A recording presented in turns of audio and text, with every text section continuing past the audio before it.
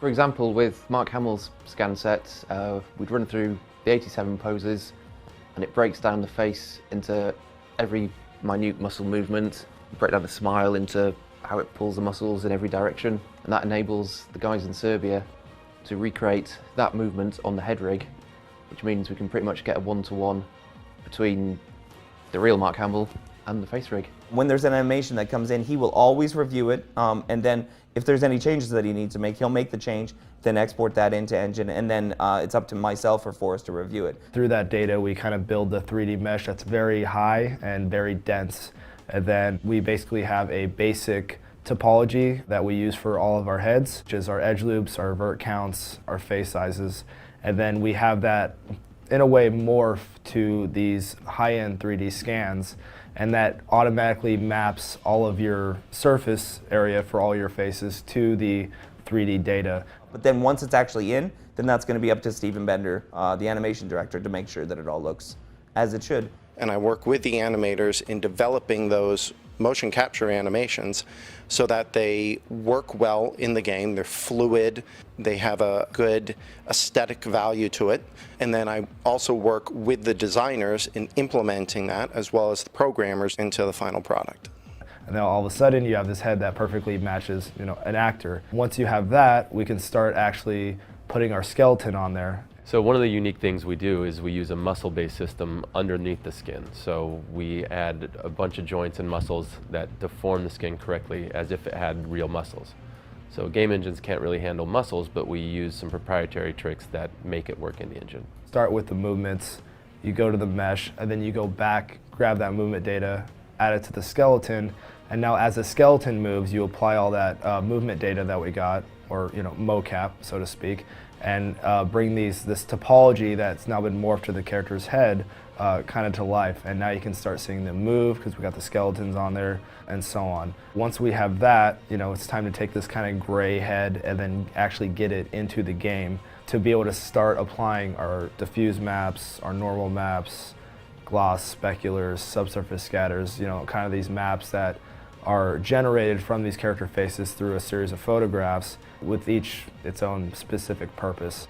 We're not going for a pre-rendered approach, like lots of games actually pre-render their scenes with very high bitrate, so you don't see that they're pre-rendered, but they're pre-rendered. We want to try to get it in real time, but our facial structure is so complex. It's basically cutting edge. That means we need to really optimize in a clever way so we can actually have, 4, 5, 6, 7 characters on a bridge in highest fidelity talking to each other while the player is present in real time.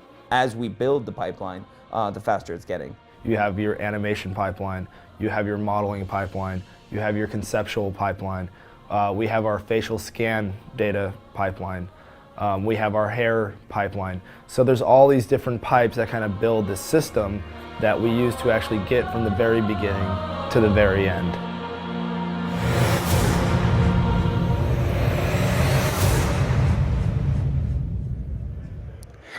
And welcome back once again to our live CitizenCon 2946 pre-show. Now, we've never done a pre-show before. Folks are filing into the Avalon Hollywood right now.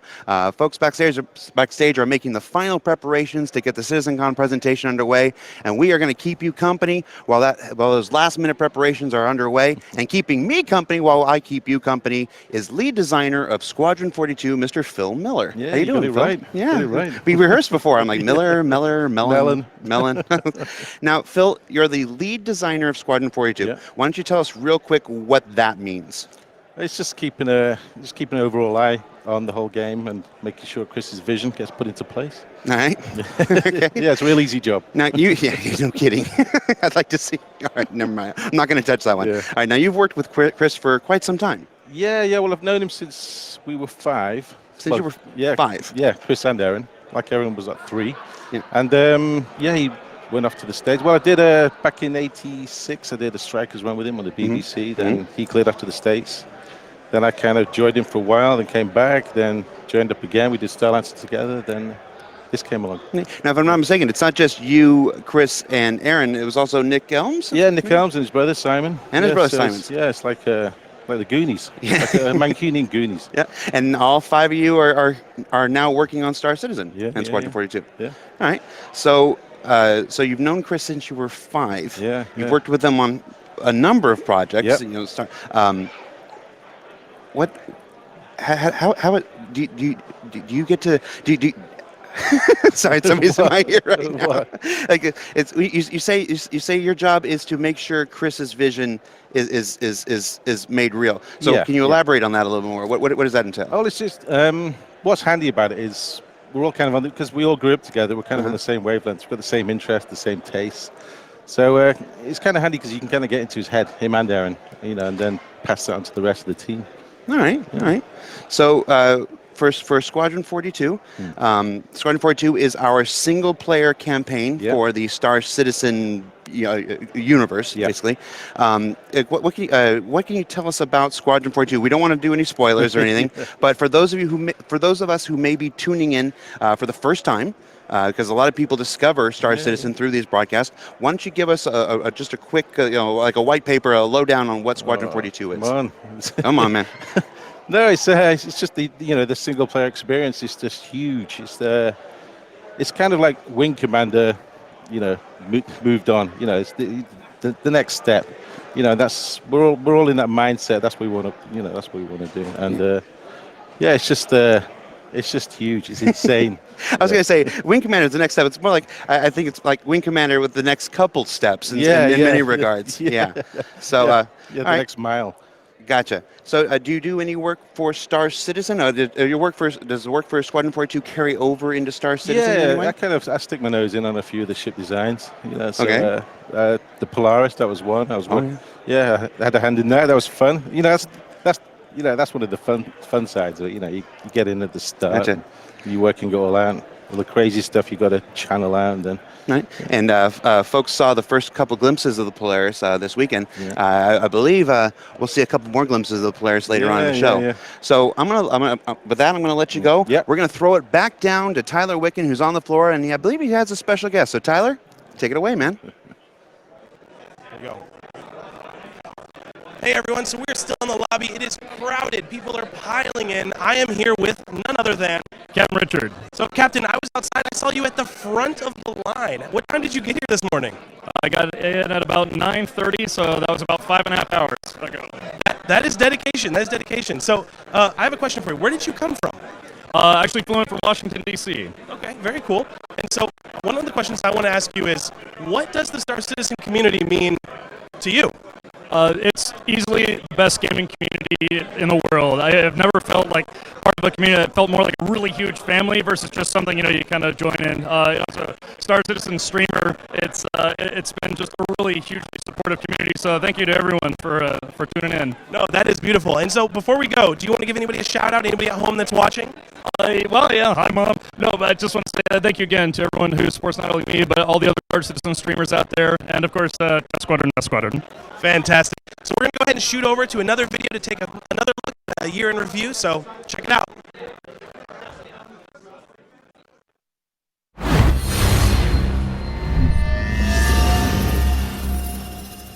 The stuff we're about to show you today is full R&D investigation into the catastrophic damage of capital ships.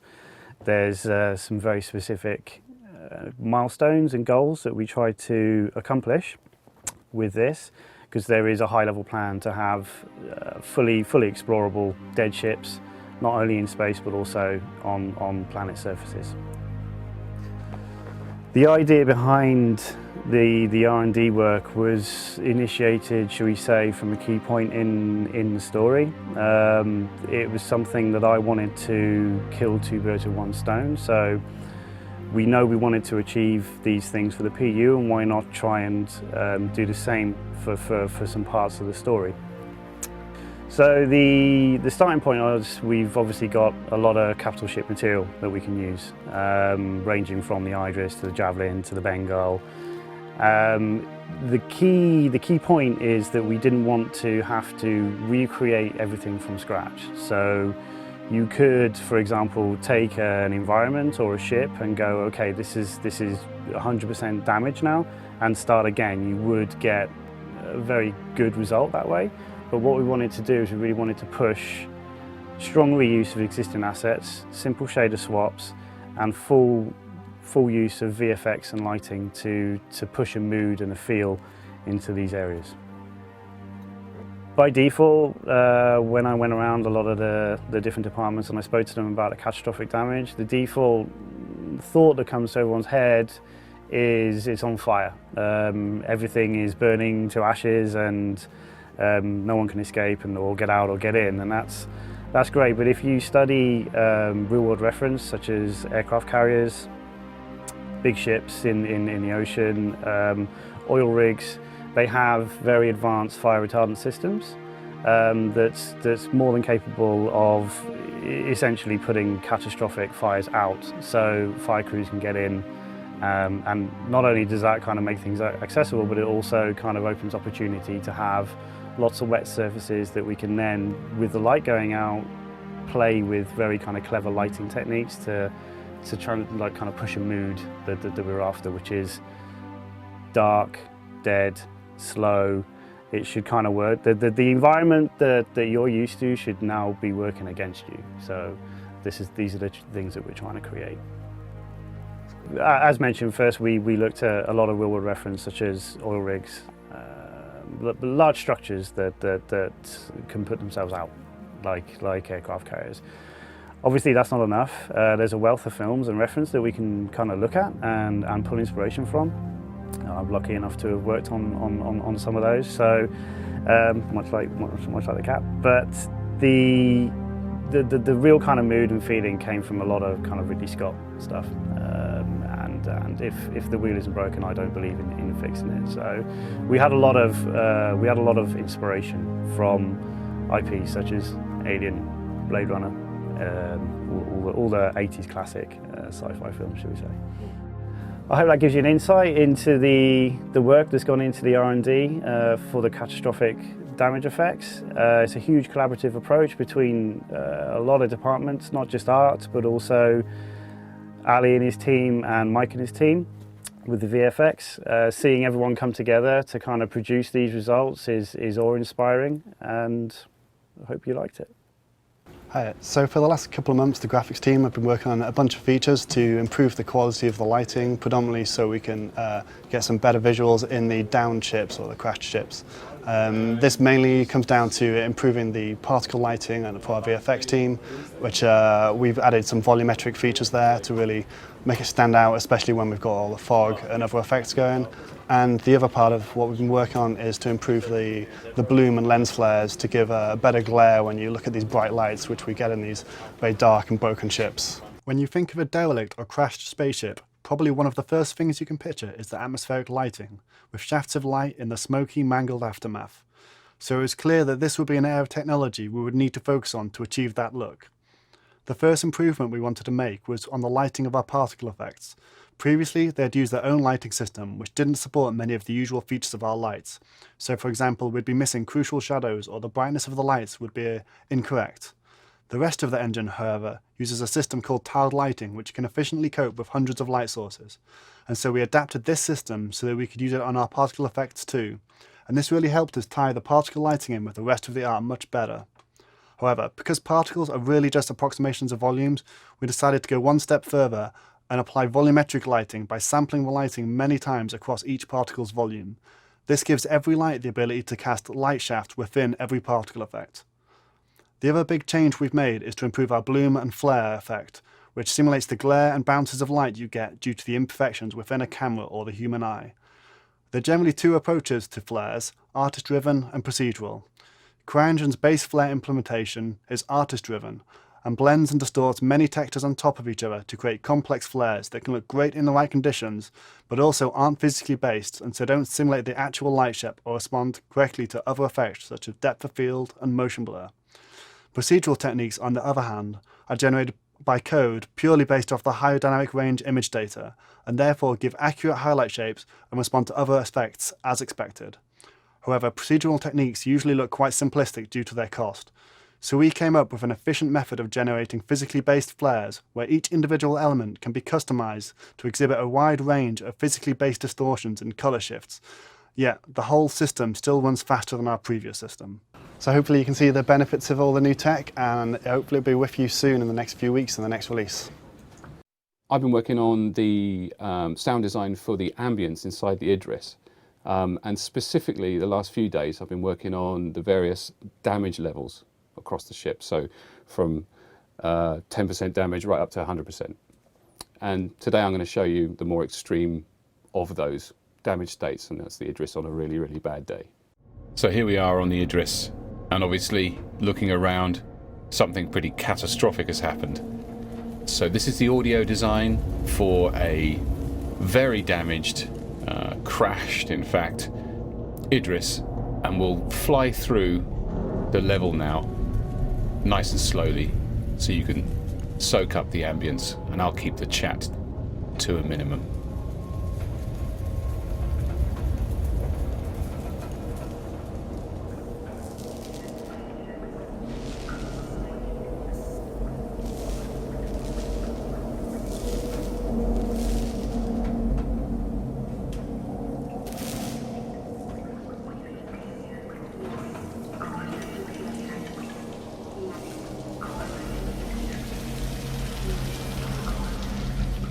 Once again, with this version of the Idris, the emphasis has been on detail and creating a very positional 3D environment to explore.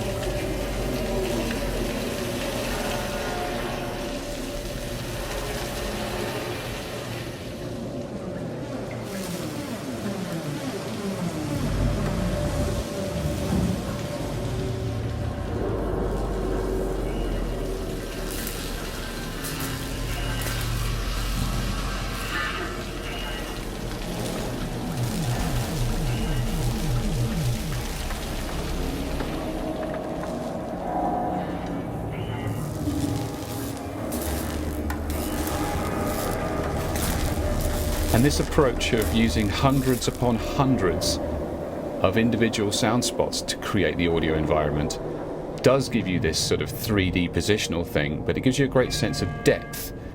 And as you approach many of these sound spots, their character changes, they brighten as you get closer to them, and we bring in lots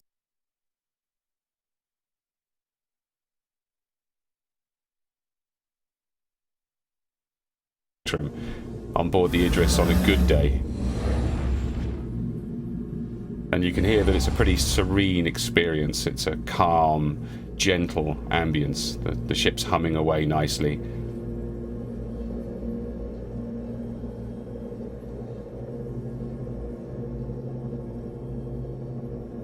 But as we start to bring up the procedural damage in the audio,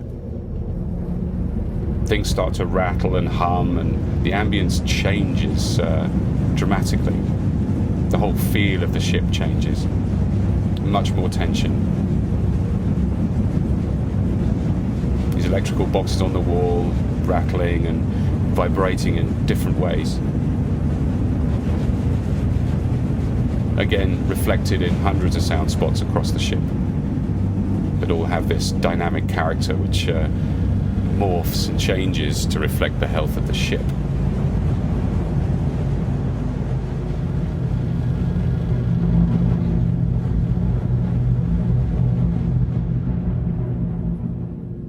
So right now, let's have a look back on the catastrophically damaged Idris.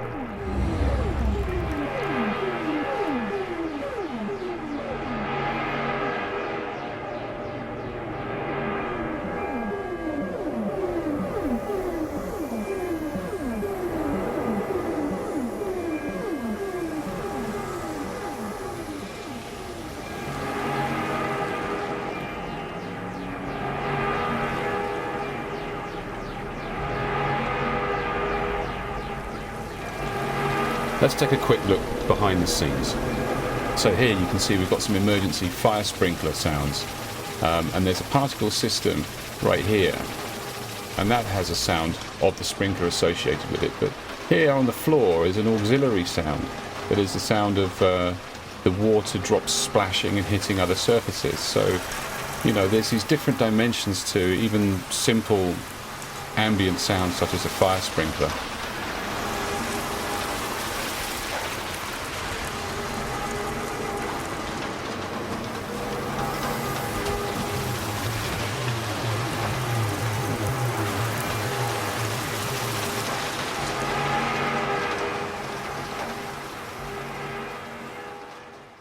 So hopefully that's given you a sense of what we're doing to bring the ship alive, really, and take our immersion to the next level. So yeah, thanks for watching.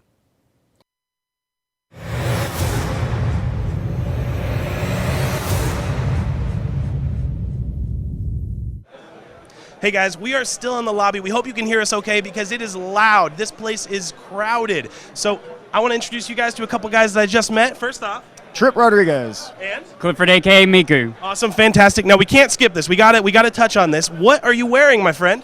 I'm wearing a costume that I put together originally for the 2014 Star Citizen event in Boston. This is the third event that I've worn it to. It was pieced together out of various different things I found on eBay over a couple months, and then had to do a whole lot of work to make it look like something it isn't. So I had a lot of fun with it. Melted down the goggles with a heat gun and warped them to fit my face and the armor. I used steel spray paint and dry brush technique and then made it look like metal, like the black had been worn away, which did a complete transformation to it.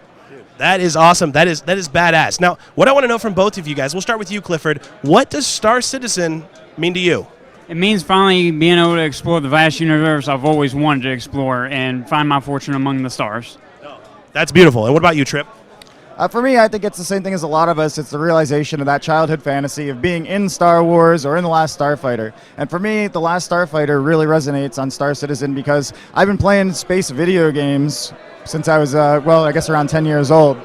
But this is the first time I'm going to be doing something that's so close to reality that it's the satisfaction of that fantasy, the level of fidelity. No, that is beautiful. And sorry, it's getting loud in here. It's getting crazy. Let's go ahead and kick things off and send it upstairs to Jared. See you guys. Thanks, Tyler, and thanks, Trip Rodriguez and Clifford, a.k.a. Miku. We are back live at our CitizenCon 2946 pre-show here at the Avalon Hollywood, and joining me now is our Director of Community Engagement, Online Strategy, and Spaceships, Mr. Benjamin Lesnick. Ben, how you doing, man? Hello, I'm doing okay. I have a little beef with you, though. What? You just interviewed Phil Miller, and you focused on Star Citizen, not Privateer 2. Yes. Well, I don't have your predilection for all things Wing Commander. You are, without a doubt, the #1 Wing Commander fan in the universe, I suppose. But let's talk about CitizenCon. All right. We are here at the 4th annual CitizenCon. You were not only at the first CitizenCon, you were instrumental, along with Sandy Gardner, in the creation of CitizenCon. So why don't you tell us about how CitizenCon came to be? Well, I should stress that all of the good parts are Sandy. Absolutely, as is usually the case. Ever since the very start of their campaign, before we even launched the crowdfunding campaign, she was talking about, we have to do a convention like Blizzard does with BlizzCon, and so she was kind of hitting the CitizenCon drum every single meeting we had that first year.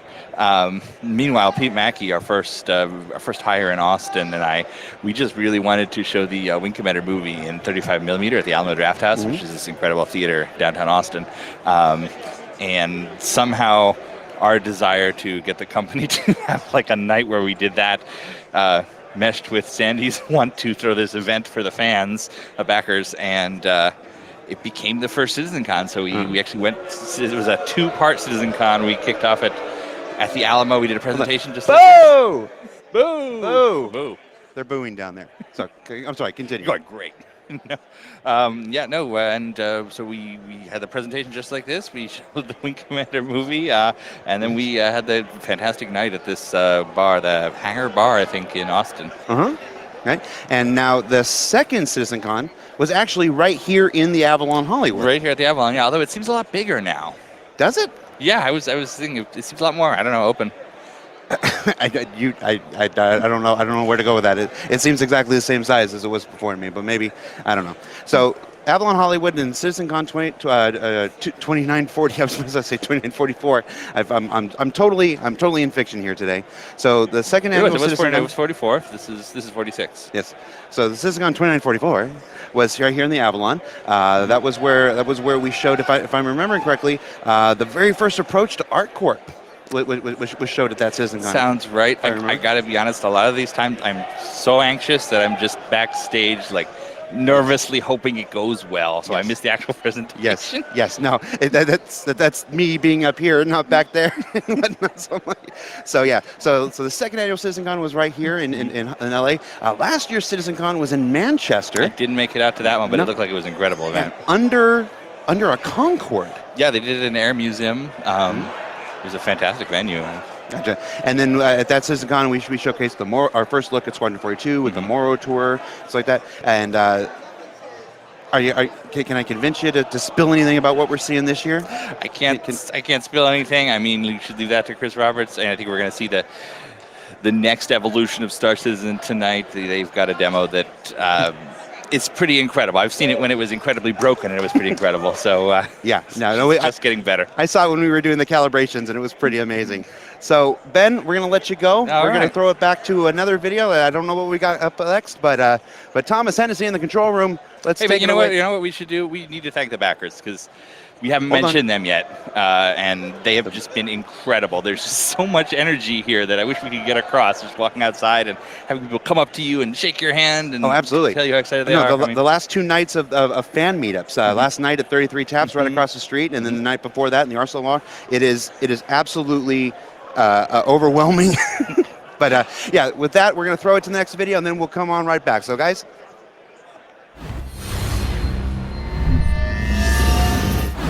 Yep.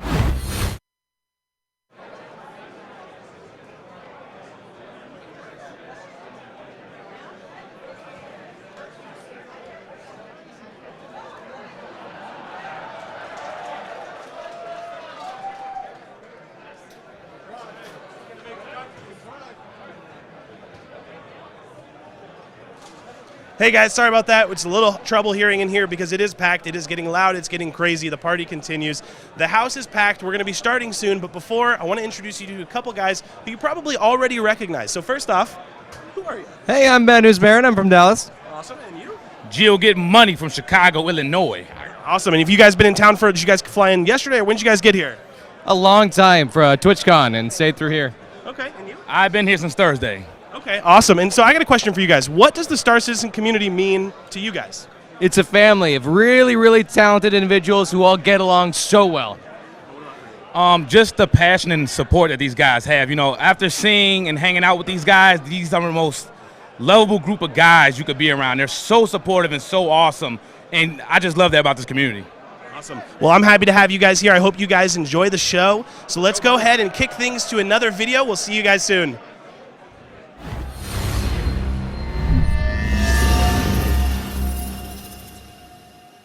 So the Dragonfly was basically, a new category of vehicle for Star Citizen. We'd worked with small spaceships, one-seater, two-seater, multi-crew. The ships were just getting bigger and bigger and bigger, and that was working for the universe. But now with 3.0 coming up, and us sort of going planet side, which was just shown in the demos, Chris really was pushing for a personal vehicle, basically, essentially a space motorcycle, like a space hog.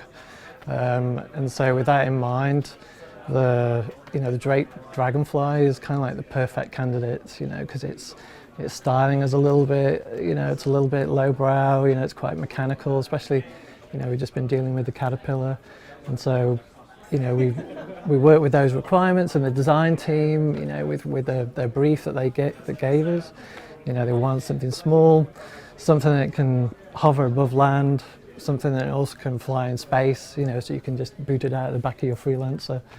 And so this was a lot of fun. So, this was a brand new, again, it was like carte blanche almost. And so this is always what us art guys want and what the concept guys want. And so you'll see today that, you know, through the process how we've developed it.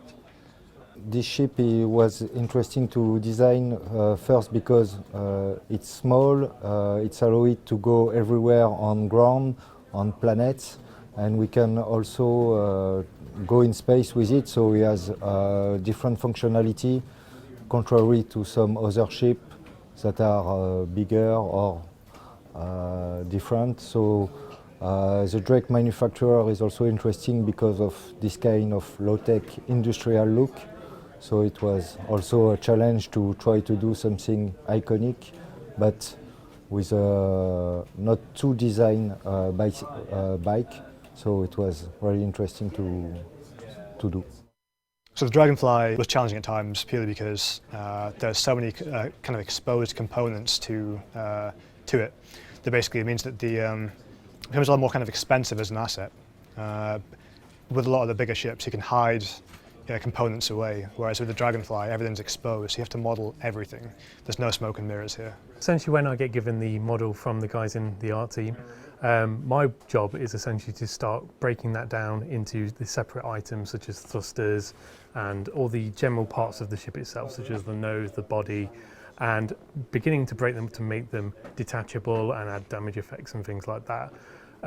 Overall, we begin just by doing like a real rough white box flyable state on it. So we'll just get the model flying before we start breaking it all up. In the Gamescom demo, we essentially showed off the kind of basic setup of the ground mode and also the space flight mode, where we were essentially showing it going off in space, landing inside the Freelancer, going planet side, going out again, and being usable in its ground mode. We have a lot more to add to that, so we're doing further work on the ground mode flight system, just really tweaking it, making sure that it feels spot on when you're riding along the planet. In addition, we also need to set up the rear seat for a rear-facing passenger. So you will essentially have your buddy on the back just running along with you, and we are eventually going to implement them being able to hold a weapon. So while you're in any chase sequences or modes, you're essentially able to have your guy at the back shooting people off who are approaching from behind. And the final thing that we're looking to implement is a third mode that the Dragonfly has, which is a compact mode, where essentially the ship's nacelles retract, and it basically enables you to store it in its smallest possible state on any of your cargo ships. I went with Harley Davidson for the kickstart sound originally, which was heavily processed, obviously, to just get that kind of okay, it's a motorbike, but heavily processed. And then it was a matter of finding out essentially what made motorbikes different from cars or spaceships or airplanes. It's the sort of connectedness with the environment, right? You're sort of racing along really near the floor, so the ground rush, particles, rocks, anything like that, that's going to hurt if you hit it hard enough, and the wind rush and stuff. I really wanted to get all of that stuff in there for the Dragonfly, so it was in stark contrast with all the other ships and vehicles we had in the game. The planet-side stuff, the in-atmosphere flight, the sort of terrain traversal in wheeled vehicles and hover vehicles like the Dragonfly, I think provide a brilliant contrast between what we're used to, the sort of the space travel aspect, where you've got points of sound, very sharp, contrasty points of sound, very clean in the void. And then on planet side, we've got this much more grounded. When there's an explosion, it's going to echo around in canyons. You feel closer to the ground. You feel much like footsteps, different surfaces, surface types and stuff. You're going to have to feel that through the vehicle, you know. And it just gives I think it's a case of the total is greater than the sum of the parts, really, because the space travel and the planet side stuff, and those two things contrasting with each other, I think, just sort of reinforce each other. So it's kind of picking what we can emphasize, like the ground effect stuff, like echo-y stuff off canyons and mountains and things like that, to give you a sense of where you are. And the two things will provide a brilliant, much enhanced experience, I think, to just space flight, you know. So I can honestly say the Drake Dragonfly has been my favourite ship to work on so far, just because of adding new things that we've never done before in there. And I'm really looking forward to seeing our backers get their hands on it and do all kinds of crazy stuff while on planets.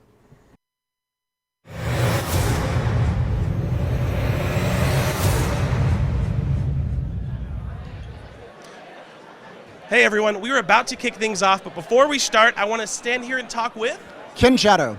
Awesome. So tell me about what you're wearing. We've seen some cosplay here already today, but this is awesome. Thanks, man. I modeled the helmet after the medium pirate armor from the game. I used EVA foam to construct it, kind of on top of an armature, and the jacket I put together from some Goodwill parts, and I did an LED matrix on the back.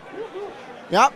It's hooked to an Arduino, so it's all programmable and everything. And I'm just super psyched for CitizenCon, man. That's awesome. No, totally me too. I'm right here with you, and I think everyone else behind us is excited as well.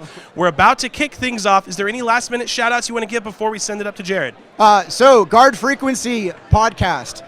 They're my homies. Host on there every once in a while. Great guys. And I made a card game in the forums, so check it out. Awesome. Can you put this thing on? That is awesome. All right, we're going to go ahead and kick things up to Jared Huckabee. We hope you guys enjoy CitizenCon 2946. Thanks, Tyler. Ken Shadow, one of our oldest backers. That's a fantastic outfit, Ken Shadow. That is cool. Thanks for showing up with that. We are back with our live CitizenCon 2946 pre-show. I'm Community Manager Jared Huckabee, and with me now is Development Director of Foundry 42 Frankfurt, Mr. Bob Chumley. Yes, Bob yes. Chumley. Yes. How you doing, Bob? It's great to be here, man. How you doing? How you doing? Good. This is Brian Chambers. Brian, Development Director of Foundry 42. Yes. Now, you've been on many of our broadcasts, our weekly Around the Verse, our Reverse the Verse. You even did a 10 for the Chairman, filling in for Chris Roberts once. But we have a lot of new viewers. The viewership of our broadcast tonight is through the roof. Some folks may not know who you are, so why don't you tell us, in broad strokes, who is Brian Chambers, and what does the Development Director of Foundry 42 Frankfurt actually do? I basically run the show. I run the office in Frankfurt. So we started with a small group. We've built up a team, and I'm basically responsible to make sure that the office is running the way it needs to, development's running the way that it needs to. It touches all facets of development in Frankfurt. We have a large cinematics team, large design, large amount of core engine work, AI work, weapons work, so on. So it's keeps my hand full from architecting out the space and building out an office to picking colors and flooring to using my 20 years of development experience on a daily basis. Now we just expanded the Frankfurt office. I was just out there in August, and you had knocked through a wall, and you were ready to expand. Is that expansion done now? Just about. I think we're physically moved in there. They had a couple things left to do that were just cosmetic, but it was definitely it's functional. So the expansion, previous to expansion, we had 49 desks. Now it opens up to we could have up to 74 people in there. Oh, so, wow. yeah, and the head count gets us right about 74. When I map out really what we would like to have the proper coverage across all the disciplines, I say right around. We have a solid plan, but some of the flexibility I work with Aaron in the UK office very closely. And some of those positions, we actually advertise for both UK and Germany. Right. And so whenever we can wherever we find the best person for that discipline, we'll hire them there, and then we'll close it out. Gotcha. Right. So. Now, without getting too far into the superstructure of Star Citizen, Cloud Imperium Games is our U.S.-based development company. Foundry 42 is in Europe with offices in Manchester and in Frankfurt. Yep. You say you have the ability to expand up to 74? 74 people, and we're in the process of expanding not only your office but the Manchester office and our Austin office and the L.A. office. They've been moving desks in left and right. Absolutely. What are some of the things that the Foundry 42 Frankfurt office are responsible for? Now, I know a lot of studios, their areas of responsibility are quite broad. Yes, but what are some of the teams that exist in the Frankfurt office? Yeah, as far as teams, and when I say responsible, in the terms I say, we may have some of the leads and directors there, but it is really cross-studio development, right? So we have AI team. So we have our lead AI programmer, and we have a small team there, but we also have AI programmers in the UK and also in Austin, right? Yes. But when I say we're leading it up, that's where a majority of the team is, and that's where we're trying to push and get the most work done and scheduled. We also have a huge core engine team. They have a tremendous amount of experience working with the current technology that we have. So I think right now we're at about 9 people working on core engine. Okay. And that goes from rendering to procedural planet work to tools to animation programming and so on. We own all the cinematics for Squadron 42. So there's about 9-10 people there working on the cinematics. Large design team. Design team, though, they cross, basically, they touch a bit of everything, right? From both system design and level design. We have the entire weapons team in Frankfurt, which is total. Just FPS weapons or ship weapons? No, it's both FPS and ship. Okay. So what am I missing out? But then we also have other small pockets, right? We have a small QA team that's there. We also have an effects artist and technical artist and so on. So we're touching a bit of everything. Gotcha. Now, you did mention procedural planets. Yes, Anytime I did. you mention procedural planets, that's a big buzzword lately. Yeah, I know, We just had our Gamescom presentation Yeah. where we revealed our second look, actually, at our upcoming procedural planets technology. Absolutely. The first look was back at our holiday live stream in 2015. From the people to planet. The people to planet, and then Sean Tracy, piloting the Cutlass very live and very nervously. I was nervous for that too, man. Well, we were there before the show, and he was rehearsing the landing because Sean Tracy is a brilliant, programmer, engineer, CryEngine superstar, but not so good at the landing of a Cutlass. He was very nervous, and we rehearsed that. He'd done everything; it was so smooth coming in over, and then he'd get to the landing and just explode over and over again. So I hope Sean Tracy doesn't mind me. We were nervous on that people to planet. We had gotten the tech done. It was still fairly new, though, right? We put it in, and we hadn't, as we say, beaten it up enough, in our opinion, right? I'd want to have it in test hands for a long time to really make sure we worked out everything. So when they say, hey, we're playing it live, at that point, everything had been stable. So we had confidence, but we were still like, oh, are we good? And we were good. And, it's as the evolution has shown then up to Gamescom and so on, I mean, the base is really solid. I'm proud of the team for the efforts and what they've put into the tech. You got Marco Corbetta, Carson Wenzel, whole team there that's been really pushing on that tech. They really know what they're doing, and it truly is some bleeding edge stuff that they're doing. All right. Yeah. So that was that. So we debuted it at the holiday live stream. Yep. We showcased it in a brilliant 50-minute long demonstration. Not just of the procedural planet tech, but of the entire Star Citizen Alpha 3.0. Yep. Tech. Absolutely. From the mission system to flying down to the planets. Seamless planet to transition planet. from planet to planet and stuff like that. When you came on board, how long have you been with the Star Citizen project now? I started in January of 15. All right, January 2015. Yeah. When you came on board, did you think that we were going to be there? Did you think we were going to be where we're at now so soon with 3.0 approaching so quickly and the procedural planets and all that stuff? Did you think we'd be here already? No, honestly. To be perfectly honest. I mean, we knew that the procedural work really needed to come in place in order for us to make the expansive universe that this world has, right? We knew it had to. And it was on the roadmap of what to do and when to do it and had its own priority. Its priority, though, was further out.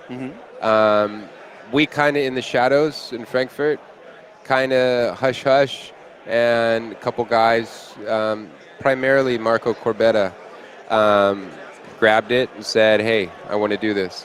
And we all supported him, and again, kind of did it on the down low and said, hey, Chris, this is what I've done, look at my progress. And we were all, literally, some of the first I saw was when Hannes had already had the tech in his hands for people to planet. And they're like, hey, watch this. And the planet is this tiny dot on screen, and they're flying, and they're going, and they're going. Literally 10 minutes later, we're like, oh, come on, just get there already, right? But then we just waited another 5 minutes. He's on the planet. And we're like, what? What did we just see? And honestly, that was it. And we just said, okay, cool. This is awesome. Here's the foundation. The rest of the team wrangled behind and started working on atmospheric, started working on water, started working on other bits, right? And even started working on a tool set in unison of then how do we provide artists in an efficient way. And All right, so I am being told in my headset here we that we have Tyler Witkin with a very special guest standing by. So Tyler Witkin, take it away, buddy.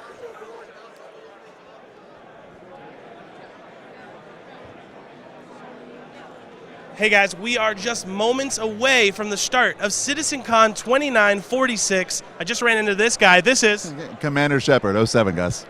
awesome. And so where did you come from to get to CitizenCon today? Tampa, Florida, flew in on Friday, and yeah, I've been here for 3 days. Okay, well, fantastic. Glad to have you here. So I got a question for you. What does Star Citizen mean to you? It really is the same vision that Chris Roberts has. I'm looking forward to it being the best damn space sim ever. So if I get to have that, you're the guy in Star Wars that gets to fly the ship and do the stuff, and that's it. I mean, it's the amazing sci-fi culture that I grew up with, and now I get to be that by playing the game. No, I totally am with you. That is absolutely beautiful. So before we send you off really quick, do you have any really quick shout-outs? Real quick shout-outs to Redacted, Test Squadron, Twerk 17, Squadron 42. Can't wait. So shout-out to the MMO. Awesome. All right, guys, we are about to start. Let's kick it up to Jared. We are happy that you guys are tuned in. Let's do this. And we're back to the CitizenCon 2946 pre-show here at the Avalon Hollywood in beautiful sunny Southern California. And I am here with Mr. Bug Smasher himself, gameplay programmer Mark Aben. Mark, how you doing, man? How's it going? Pretty good. Now, we haven't had you on a live broadcast or even just an interview broadcast in some time because, somebody, got his own show every other Wednesday, well, Bug Smashers. When the streams are going, I'm usually in the back. Gotta get this working. Now, you're a gameplay programmer. Yes. That's your actual title. Folks in the community know you as a bug smasher. What exactly is it that you do for Star Citizen? It's more than just finding bugs and fixing bugs. That's just the thing that we put on, the Wednesday TV show. But why don't you tell us real quick, what is it that you do for Star Citizen? What is it that you do here? What do you do here? This is actually, I meant to say, this is your yearly review, actually. Oh, okay. So what do you do for Star Citizen? In that case, I do everything. No. I do all sorts of things, mostly on the gameplay level. I work with designers. They have some crazy system that they want to get in their head. They know how it works, and then I have to take that and figure out how to get it into game code that will work in real time. My main thing that I'm working on now is the whole Item 2.0 system. All right, and what can you? For those, again, we have a lot of viewers who have never tuned into Star Citizen before, who are discovering Star Citizen for the first time. What is the Item 2.0 system? So the Item, so I should go with the original system, Item 1.0. It's basically, we were utilizing Crytek's original item system. It worked for that game. It did all the updates, it did all this stuff that we want to do, but it's very bloated. It won't work in a multi-threaded environment, and it's over-complex for what it does. It's also very hard to add new things without a developer spending a lot of time. Okay. So with Item 2.0, we said, let's just get rid of that system and let's build our own infrastructure. Something that will work with Star Citizen, something where we could have 30,000 items that are updated only when needed. Gotcha. Just, do a batch update where they update here and here, not stall the main thread. We could, the main thread is doing something here, and then we could go update stuff in the background, and you'll still see the same stuff. It's just now you have better FPS. Gotcha. And it's not just optimization. Item 2.0, it allows us to have crew stations that can talk to each other. Your information seen over here. I mean, Item 2.0 enables all kinds of stuff within the engine. Well, it's also, like with the old system, you kind of had to build every bit of logic, and if you wanted to use this piece and that part, you'd have to copy and paste it into there, and it's just a headache. So what we've done with Item 2.0 is build everything into these things called components. So we have a component for animation, a component for physics, a component for interactions.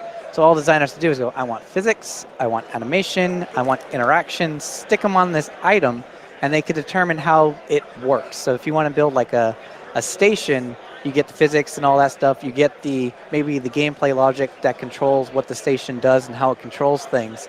And designers just literally grab pieces, and then it just works. All right. Yeah. All right. So your Bug Smasher show, the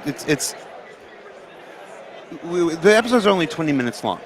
And you show us, you're only 20 minutes long. But I mean, it takes a lot longer than 20 minutes to fix a bug. Oh, we film for like 30, 40 minutes. Okay, but when you start the film, do you actually have the solution to the bug already in mind? I mean, you're not figuring it out live on camera. You're cheating. Well, these That's are what I'm bugs getting at, Mark. that You're are. cheating. I cheat because these are bugs that are already been fixed and into the game. All right. It's more or less describing the problem and the solution to that. Things to actually fix in real time. They could take 5 minutes. Oh, it's like, I know this is what it is. Or it could take a week, a month, because you don't know what's happening. You could have something that has a bad data over here, and you're looking over here, and it's like, what's going on? Why is this getting affected? And then you find it here, and it's like, what? And then, you're trying to piece together, build the logic, and it just gets crazy. But the reason why they call me the Bug Smasher is because in the original release, I had no CryEngine experience.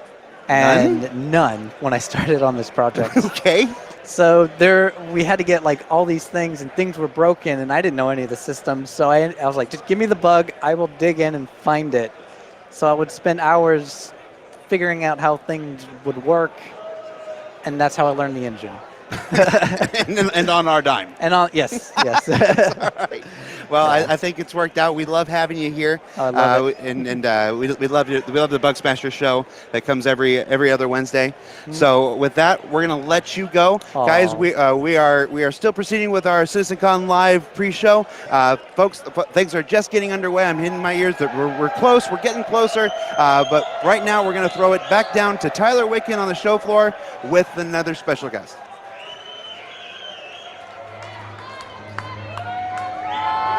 Hey everyone, as you guys can see, it's getting absolutely crazy in here. I hope you guys can even hear me. Everybody is having to find their inner patience because we are about to get started. Before we do, I just ran into this gentleman. Gray-headed Gamer, what's up everybody? Hey Gray-headed Gamer, how are you doing today? Absolutely fantastic. Awesome, and so are you in an organization? Yes I am, Galactic Callers Guild. Wish you guys could be here, but you're here in spirit. Yeah, awesome. Is there anything else you want to say to them at all? Oh man, it's super exciting. I'll post as many pictures as I can, but make sure you guys are ready for a great stream next Saturday. Awesome, and I understand that you're actually a streamer, yeah? Yes, moved from YouTube over to Twitch. CryEngine got a little more difficult as the game progressed, so we stream Saturday nights. Great show. Just get together with the community because that's what it's all about. Give away ships, talk to content creators, and have basically a good time and have a few beers. And yeah, go ahead. Plug the channel. Where can people find you at? That would be twitch.tv/grayheadedgamer. Gray with an A, not an E, because we're American. Awesome. And Saturday nights, midnight Eastern time, Not So Sober Saturday. Great show. Awesome, fantastic. So one thing I want to know from you, what does the Star Citizen community mean to you? There's so many people here, finally getting to put faces to so many names. It's absolutely beautiful. What does it mean to you? Well, I tell you, it's passion. This community is unlike any gaming community I've ever been involved with. You can't go to an event like this and not feel welcome and like a family almost. And that's where I think most of us that do stream, we do it just for the community. We don't do it for ourselves. We don't get sponsored by the company or Twitch or anything. We're doing it because we love the community. Yeah. So it's an absolute joy. I just want to hug you right now. Can we bring it? Oh, that's hug great. It out, man. That's great. And so we're gonna go ahead and kick things up to Jared. Guys, everybody here is just as ready as you are. Everybody's excited. Everybody's hyped. Let's kick it up to Jared. Thank you. All right. Thanks, Tyler and Gray-Headed Gamer.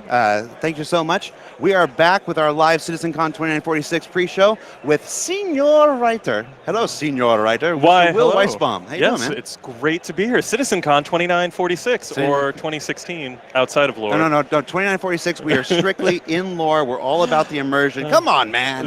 Come on, it's all about the immersion.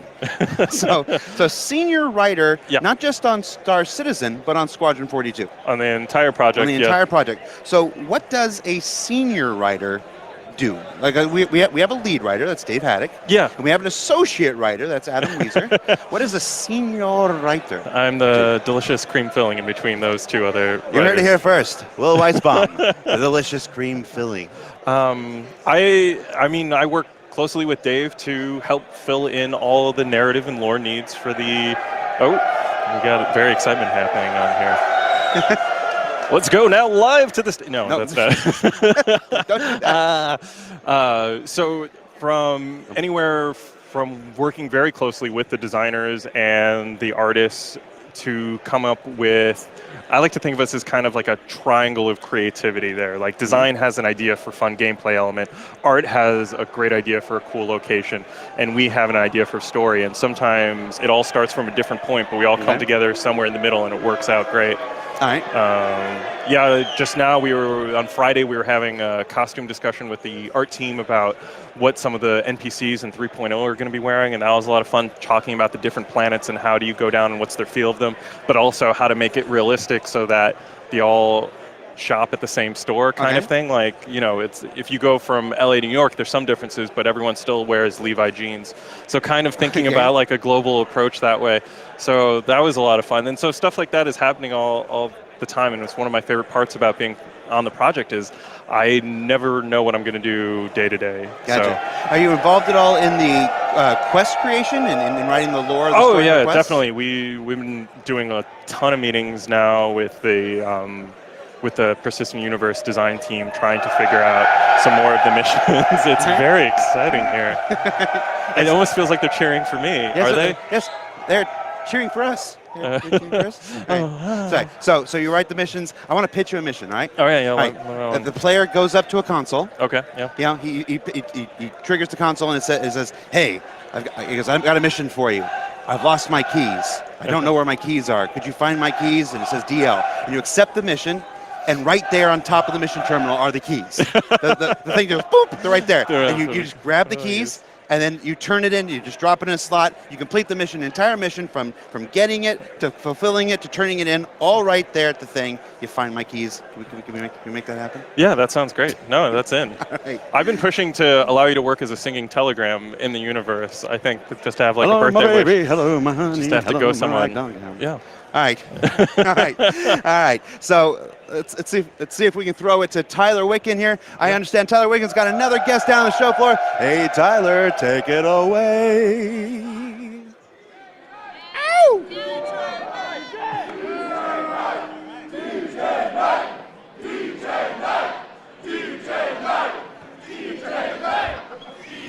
Well, so apparently I don't even need to introduce this guy because apparently everybody in the room already knows. DJ, where are you coming from for today? Coming in from Orlando, Florida. Awesome, fantastic. And I want to know right now, everyone's watching, what does Star Citizen mean to you? Community. One thing that I've seen since the day I started playing this game is that the community is so together, so respectful, so loving, and so welcoming to everybody that becomes a Star Citizen. Anybody who gets a package, is just that, to me, that makes everything all that much better. Yeah, no, because totally. every time I'm right there with that you, comes man. in, everybody is just as welcome as can be. People are so helpful. They're like, all right, do you know how to pull your ship out here? Let me come in. Let me help you out. And that, you can't get any better than that, than a community that is so happy to see other people as passionate about this project as we all are. So I'm stoked to be here. Stoked to be here. Feels awesome that anybody even started a chant about my name. That feels amazing. Like, Dude, the energy in here is real. The energy. You want to test this right now? Palpable. Let's do it. You want to go ahead, tell them to make some noise for us right now. Let's make some noise. Yeah, Sean, make some noise.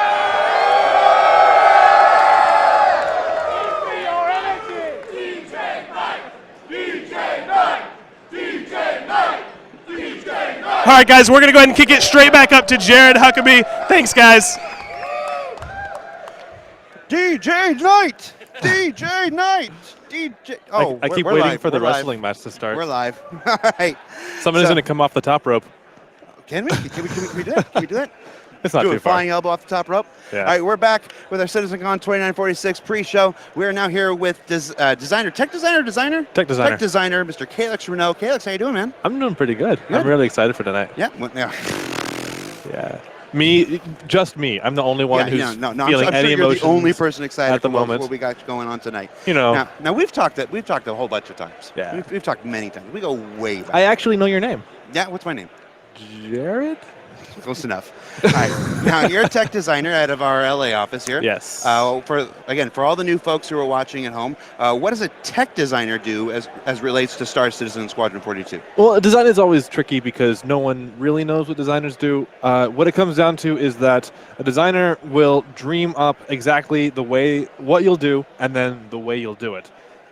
So, not only like going back to cargo and grabby hands and missiles and radar, all these things at some point had somebody go, well, What do you want to have happen, right? And then so once you have that basis, you can't stop there because that doesn't make the thing happen. So next, what we do, and the part that is specifically my job is how does this actually work? How does this tie into the code? How does this tie into the interaction of the player, the communication of the HUD?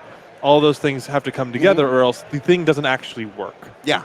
So the primary way that I do that is by making prototypes. I use FlowGraph and CryEngine to fake it first. You make some very complicated flow graphs. I played with flow graphs and CryEngine when I was a fan, and I thought I had a pretty decent handle on flow graphs. So then I come and I walk by your station, and it's just this intricate spider web of interlocking boxes. I'm like, how do you keep track My favorite of that? is always when I invite a programmer over, because that's the point. I have the thing working. Hey, programmer, come here. I'm going to show you what this does because you're going to make it actually work. I do it in a contained environment where I have control over every variable, but I'm only trying to say demonstrate the behavior. So when they come over to show, then I show them, and they're like, "How did you do that? I'm pretty sure that's not possible. We didn't make anything that allows you to do that. So what is this? No, really, what is this?" And so I always feel really good when I completely destroy programmers' expectations of what can happen in the game. All right. So with that, we're going to throw it back to Tyler Wicken on the show floor. He's got another special guest. Tyler, take it away, man. Hey, we're live. We are live right now. So I am joined here today with Fastcard. Fastcard, how are you doing, my friend? I'm doing great, thank you. Let me tell you, out of everybody here, I was looking forward to meeting you more than anybody else. I always see you in the streams. I always see you involved in the community. I think it's wonderful. I think a lot of people appreciate all of your friendship. Oh, thank you. I appreciate them too. No problem. So I understand you went to a Bar Citizen recently in New York, right? Yeah, New York last week. Yeah, do you have any cool stories from that night? Yeah, we took the train to go to the venue, but the stop that we stopped at didn't have an elevator to get me up. No, they didn't have an elevator? No, so it was just in case you guys don't realize, it's because he's got this awesome ride, and it's not really fair because I wanted one and they wouldn't give me one. So they had to carry the cart up the stairs, 3 flights. They carried this up the stairs? Yeah, it was like, not like a short flight, like, in a house or something. Yeah. It's a subway flight. Oh, wow. Those are huge. Those are long and huge. Oh, that's awesome. So it was I'm sorry to gamble, each drunk pack, and yeah. That's a great group of guys. Yeah, they got the job done. No, that's awesome. Did you guys have a fun time at the Bar Citizen? Oh, yes. That's awesome. And so what I want to know from you is, what does the Star Citizen community mean to you? It means a lot to me. I mean, I love the community. It's more mature than like other MMOs, and they're so friendly and helpful. If someone needs something, they're on it. No, that's beautiful. So we're going to go ahead and shoot things up to Jared. I know I keep saying it, guys, but we are just about to start. Let's kick it up to Jared. Thank you, Fastcart. And guys, guess what? That's it. Our pre-show is at an end. We are ready to finally start CitizenCon 2946, our presentation. I'm being told the curtain's about to open. The people are about to take the stage. So for all of us here in the community team, all right, so they're talking to my ear. From everybody here on the community team, from everybody at CIG, Foundry 42, and 4 studios around the world, thank you so much for joining us on our 4th anniversary. That's it. I'm Jared Huckabee. Hope you enjoy the show, everybody.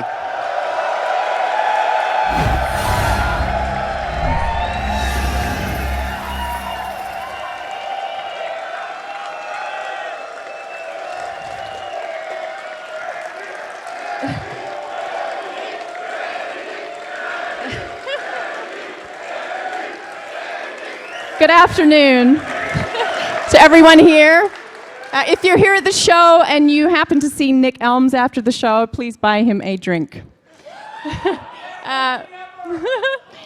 Good afternoon to everyone online, or good evening, or good morning tomorrow. I think that about covers everybody, seeing as we have everybody across the globe.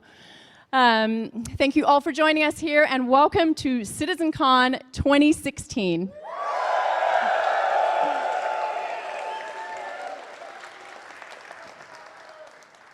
CitizenCon is essentially a celebration of all of you together, essentially all of us, and what a shared group of people with like-minded people can achieve. The seemingly impossible, we make it possible. So here is a video that highlights our journey so far.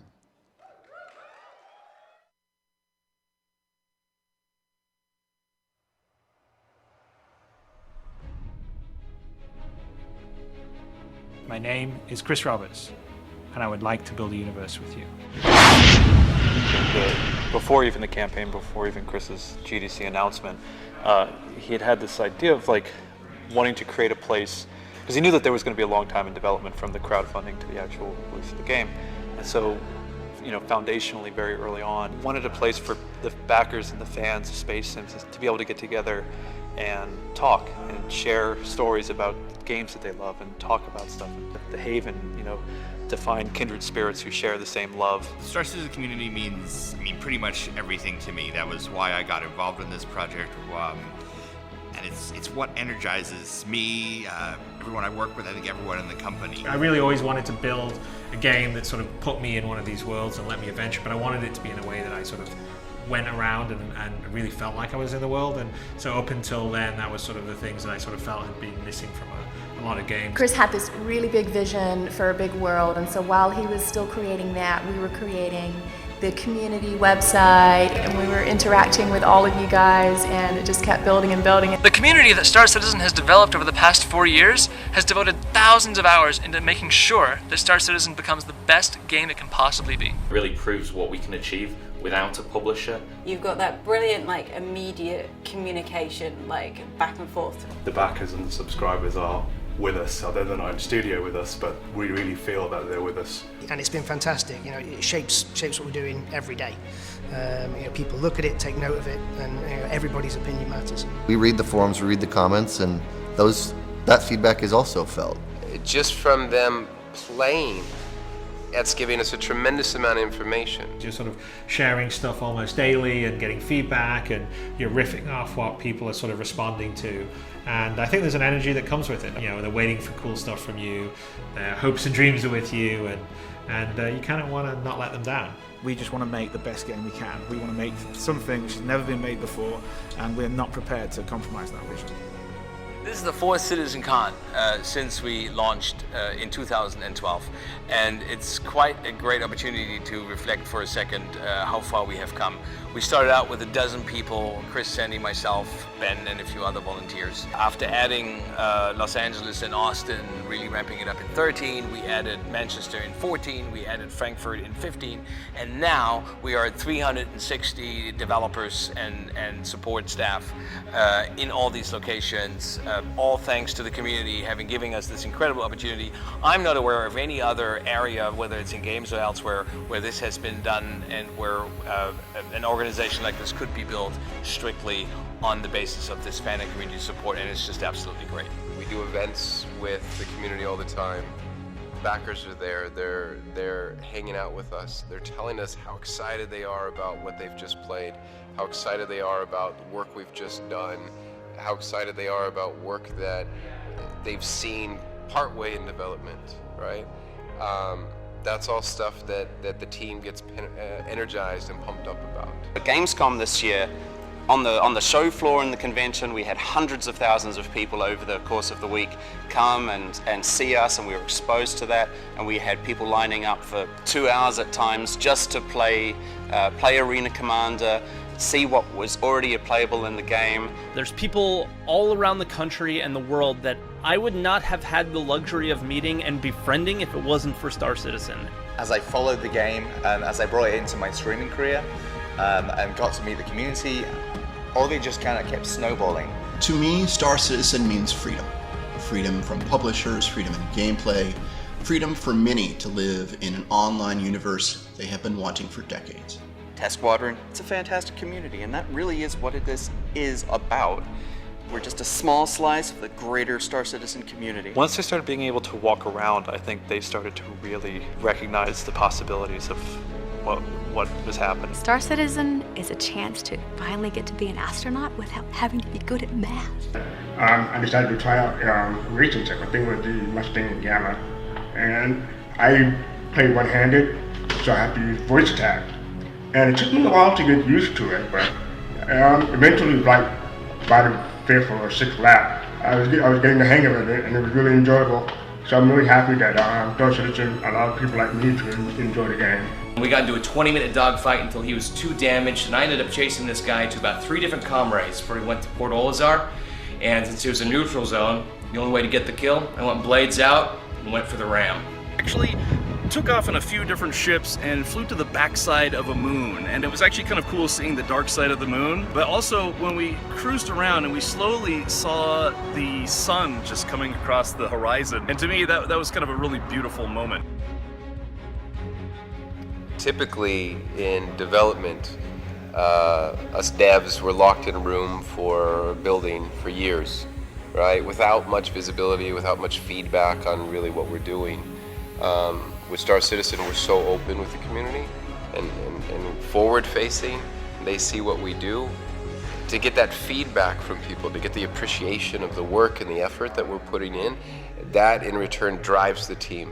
They show us the good and the bad in gaming development, and we never really seen that before, and they continue to push the boundaries on gaming. The freedom with not having a publisher and setting goals and deadlines, it means that we can concentrate on what we think means the most to the fans. We're always striving to build new tools so that the community can communicate and share their feedback and ideas so that we can incorporate them into the game. Issue Council is a tool that we created to allow our community to not just submit bugs, but ultimately make Star Citizen better. With the scope and the size of this game, we don't just value the bugs submitted from our backers, we need them. Sometimes they even show up with the marked Bug Smasher event. Welcome to Bug Smashers. You ready to smash a bug? Let's get started. All of us who back this game know that CIG and Chris are doing something special here. Because the community supports us, we're able to make these excellent shows like Around the Verse. Welcome to episode 100 of Around the Verse. Just as a little highlight for you guys, we're going to take a brief look at the Bengal. It's the first ship that Chris revealed for Squadron 42. There's lore makers, etc., just to show you not just how we're making this game, but kind of dig a little bit more inside of what it takes. One of our favorite fan video editors, a gentleman named Years100, created the Imagine trailer. He took all of our videos, he cut them together in new and exciting ways. It's one of my favorite ways that the community has influenced not just the development of our game, but the development of our game presentation. Welcome to the Next Great Starship.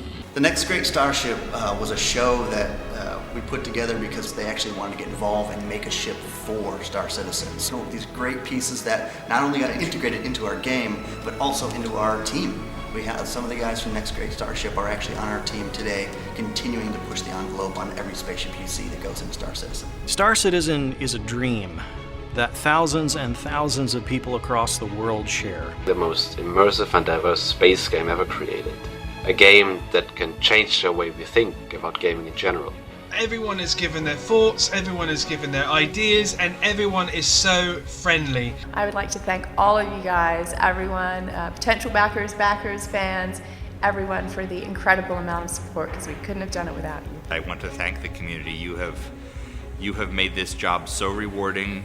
You have made Star Citizen so much better. When Star Citizen launches properly, like what someone would consider a commercial release, we're actually, by the time we get there, we know we're going to have millions of people there excited to play and be part of it. And I think that's a massive benefit of being open and doing what we do.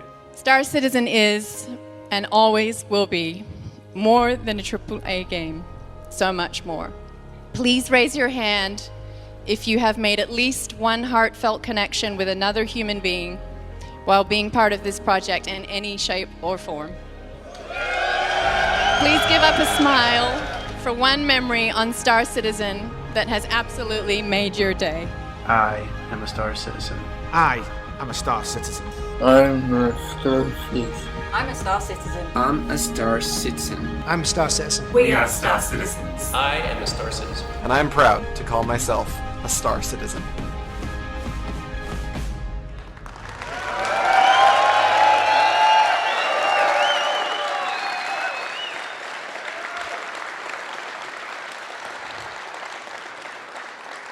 It's an amazing journey that we've been on, and it's only going to continue. That reminds me from last year, and I had a bit of a rough time, and I also had a bit of a rough time this year, and I would personally like to thank, I'm going to cry again, God damn it.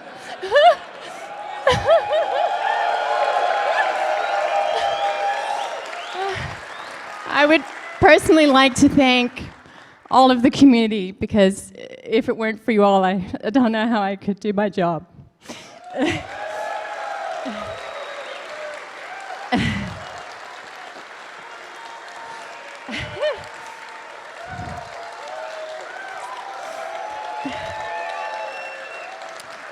I think I've mentioned this before, but it is the first gaming community that I've ever been a part of, and I'm biased to say that it's the best gaming community ever.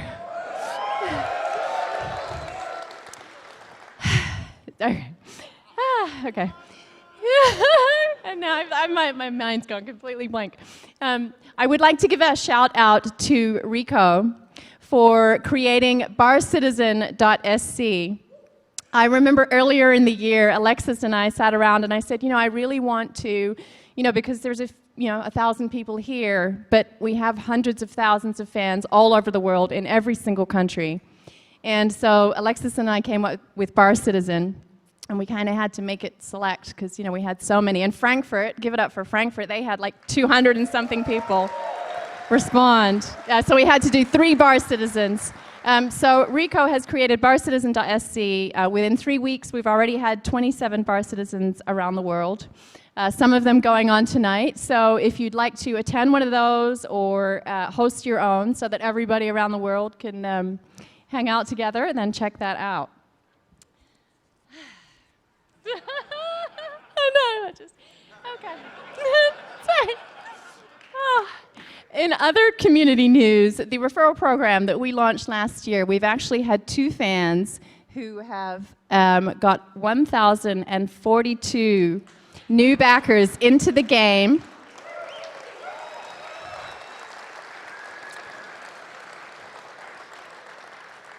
And both of them receive a Million Mile High Club that they can invite their friends to. The first one, I think we mentioned him last year at the live stream. His name is AlphaCast, and he's from France. And then the other one, Shwimi, is from the USA. So give it up for those 2.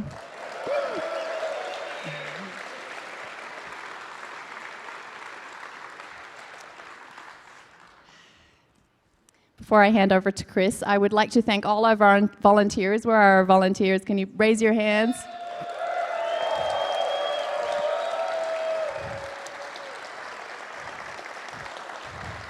All of our streamers who have been streaming for the past 3 days, where are you?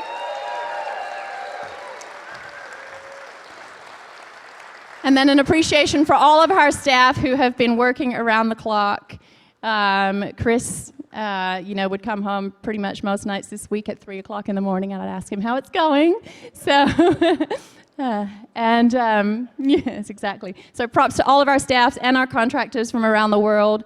Your support, and support from all of you fans basically encourages us to keep raising the bar. And so now, without further ado, I would like to introduce Chris Roberts.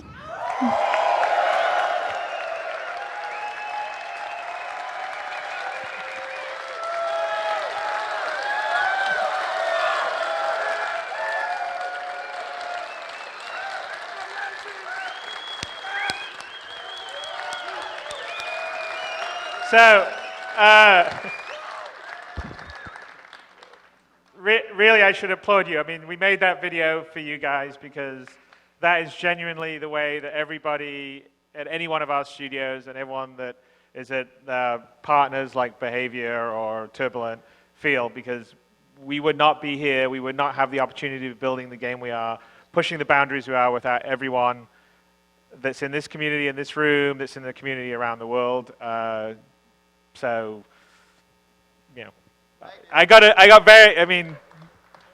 I'm a Star Citizen, and thank you guys so much, because you guys are fucking awesome.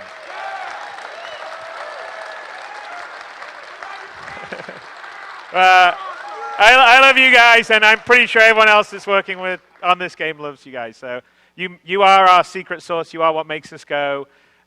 You make it easy to work hard, because there's a massive amount of people out there that love and are excited by what you're doing. And that is, if anyone does anything creative, or actually doing anything, that is really important, and you give us that. So thank you so much for that. Anyway. So as a bit of a reflection, because, you know, I look back, I mean, sometimes you're so busy working and, you know, just what are we doing tomorrow, what are we doing tomorrow, you don't ever get a chance to go and say, you know what, it's amazing what we've achieved already during the past 4 years, and, you know, what we're going to do in the future is going to be even better. But I mean, just I look back on it, and, you know, I look at that video and I go, you know, this is incredible. I mean, we have such an amazing community. We've built so many. There's so many connections being built. There's a lot of. I mean, people are playing games now. They're streaming now. I mean, it's just a fraction of what's going to be in the final game. But, you know, I keep like reading stuff online and seeing these YouTube videos or seeing Twitch streams, and I'm going, wow, that looks cool. And I can't believe that all these people like spent, you know, an hour trying to find someone stranded on the far side of a moon somewhere or an asteroid field. And generally, like, most gaming communities tend to sort of like shoot each other and troll each other. And I know we have a little bit of that in our community, but I think I would say more often than not we have a community that helps each other out, and, you know, they help each other play the game, understand the game. I mean, they do a much better. You guys do a much better job than us in terms of actually like educating on how to play the game. We're going to get better at that. But we're busy building sort of some of the core tech and everything. But because of you guys, we've sort of grown. So looking back at it, if you take a look at it here, I mean, this is sort of a timeline we thought it'd be interesting to lay out. You know, obviously we launched 4 years ago tomorrow, you know, back in October of 2012. I look a little younger there, by the way. It's a little bit like the US presidency, I think. You sort of age a lot as you get into it. And so, you know, obviously we got the money, but then you've got to get the offices and start hiring people. So our first office opened in January of 2013 in Austin, and I think we started with 11 or 12 or 13 people. Then we opened the LA offices in April of that year, where we had, I think, about 5 or 6 people. We managed to get the Hangar module out in 2013, which was actually quite an achievement, considering we were still just opening offices and had a very small number of people. But that was, you know, the GamesCon at, you know, 2013, which I think would always be a very special memory for me, because it was our sort of first event with all you guys in person, and it was pretty amazing. But, you know, at the end of 2013, we had 48 people, which is a lot less than we have now. Let's see if it moves. I know. Eric, I don't know why it's not moving. Yeah, red one, there you go. Okay. So, you know, and then we're lucky enough to have my brother and some other key, you know, old friend. I mean, I have, you know, Nick Elms, who was working on this presentation, who's our creative director of Foundry 42. So Nick and myself and my brother and Phil Meller all grew up together, and then there's a few other key members of Foundry 42 that are here that we've known for years. We worked on Star Lancer together, so, you know, for instance, Derek Sr., and later on Paul Jones, and they're all here around the audience, so get a drink with them later on. But we opened Mansion. We're very lucky to have them come aboard in January, and it was mostly because of your guys' support that I felt comfortable enough to go to my brother, who was, you know, he was at Traveler's Tales making Lego games, doing really well, and they all had very safe, secure jobs in big corporate America. And I said, hey, you want to come and do something a bit more risky, but potentially more fun? And, you know, they said, well, there's only so many years you can make Lego games. And they were lucky enough to get him aboard. So, you know, we worked really hard to get the Arena Commander out that year, which was a combination between the UK team coming on board and the US teams working on it. And by the end of, you know, 2014, we had 161 people. So that's a pretty, from 48 to 161 is pretty big. And we got 1.0 out by December of that year, which had a whole bunch of ships. And the, you know, like I said, the dogfight model was out in the middle of June. And we started to do the first performance capture for Foundry 42 in April of 2015. Let's see if this will advance now. Oops, hang on. Well, that's the TV screen. It's not advancing for some. What's going on? Here we go. All right, they've advanced it. I think they're advancing it up in the booth, and I'm not advancing it. I don't know why the advance key's not working, but the switch the screen key works for some reason. So anyway, and then in 2015, besides shooting Squadron 42, we got the Frankfurt office, and they've made massive contributions. You are actually going to see a lot of some of the core work they've done. We've got an incredibly talented team there. We have Brian Chambers representing from Frankfurt here. So if you see him with his kind of rocker hair hanging out, he's as cool in person as he looks. We got 2.0 out at the end of last year, which was a huge milestone because that had the 64-bit large world, multi-cruise ships, and a lot of the beginnings of the core tech that's going to power Star Citizen. The end of last year, we had 258 people, again, because of you guys. And interesting enough, Manchester, so our Foundry 42 officers become the biggest and still ends up being. Then of June of this year, we got 2.4 out, which is the first iteration of Star Citizen Alpha that has some level of persistence, and that is just going to increase as we go on. So, your character will keep and keep his items and eventually sort of get wear and tear and grow old and all the rest of the stuff, so that'll be very cool. And we launched 2.5, which had sort of an extra sort of spawning area, Grim Hex, which I hear a lot of people camp out and shoot people when they try to get out of it at the moment, in August. So, you got Outlaw and good guys. All right, let me try to see if this is going to move. Eric, can you advance that? Please. Help me. Save me. There you go. Today we have 363 people, which is an amazing amount. I know. So those are the numbers split between the places. This is all because of you. We are entirely crowdfunded, and it's your guys' enthusiasm and support, and everyone out there that's watching this, and everyone that's backed the game, that are enabling us to basically build this game of definitely my dreams. I think most of the developers working on it, and I'm pretty confident your guys' dreams, in a way that we're unfettered and we're trying to just go for it. I mean, to quote Shia LaBeouf, which I'm, just do it!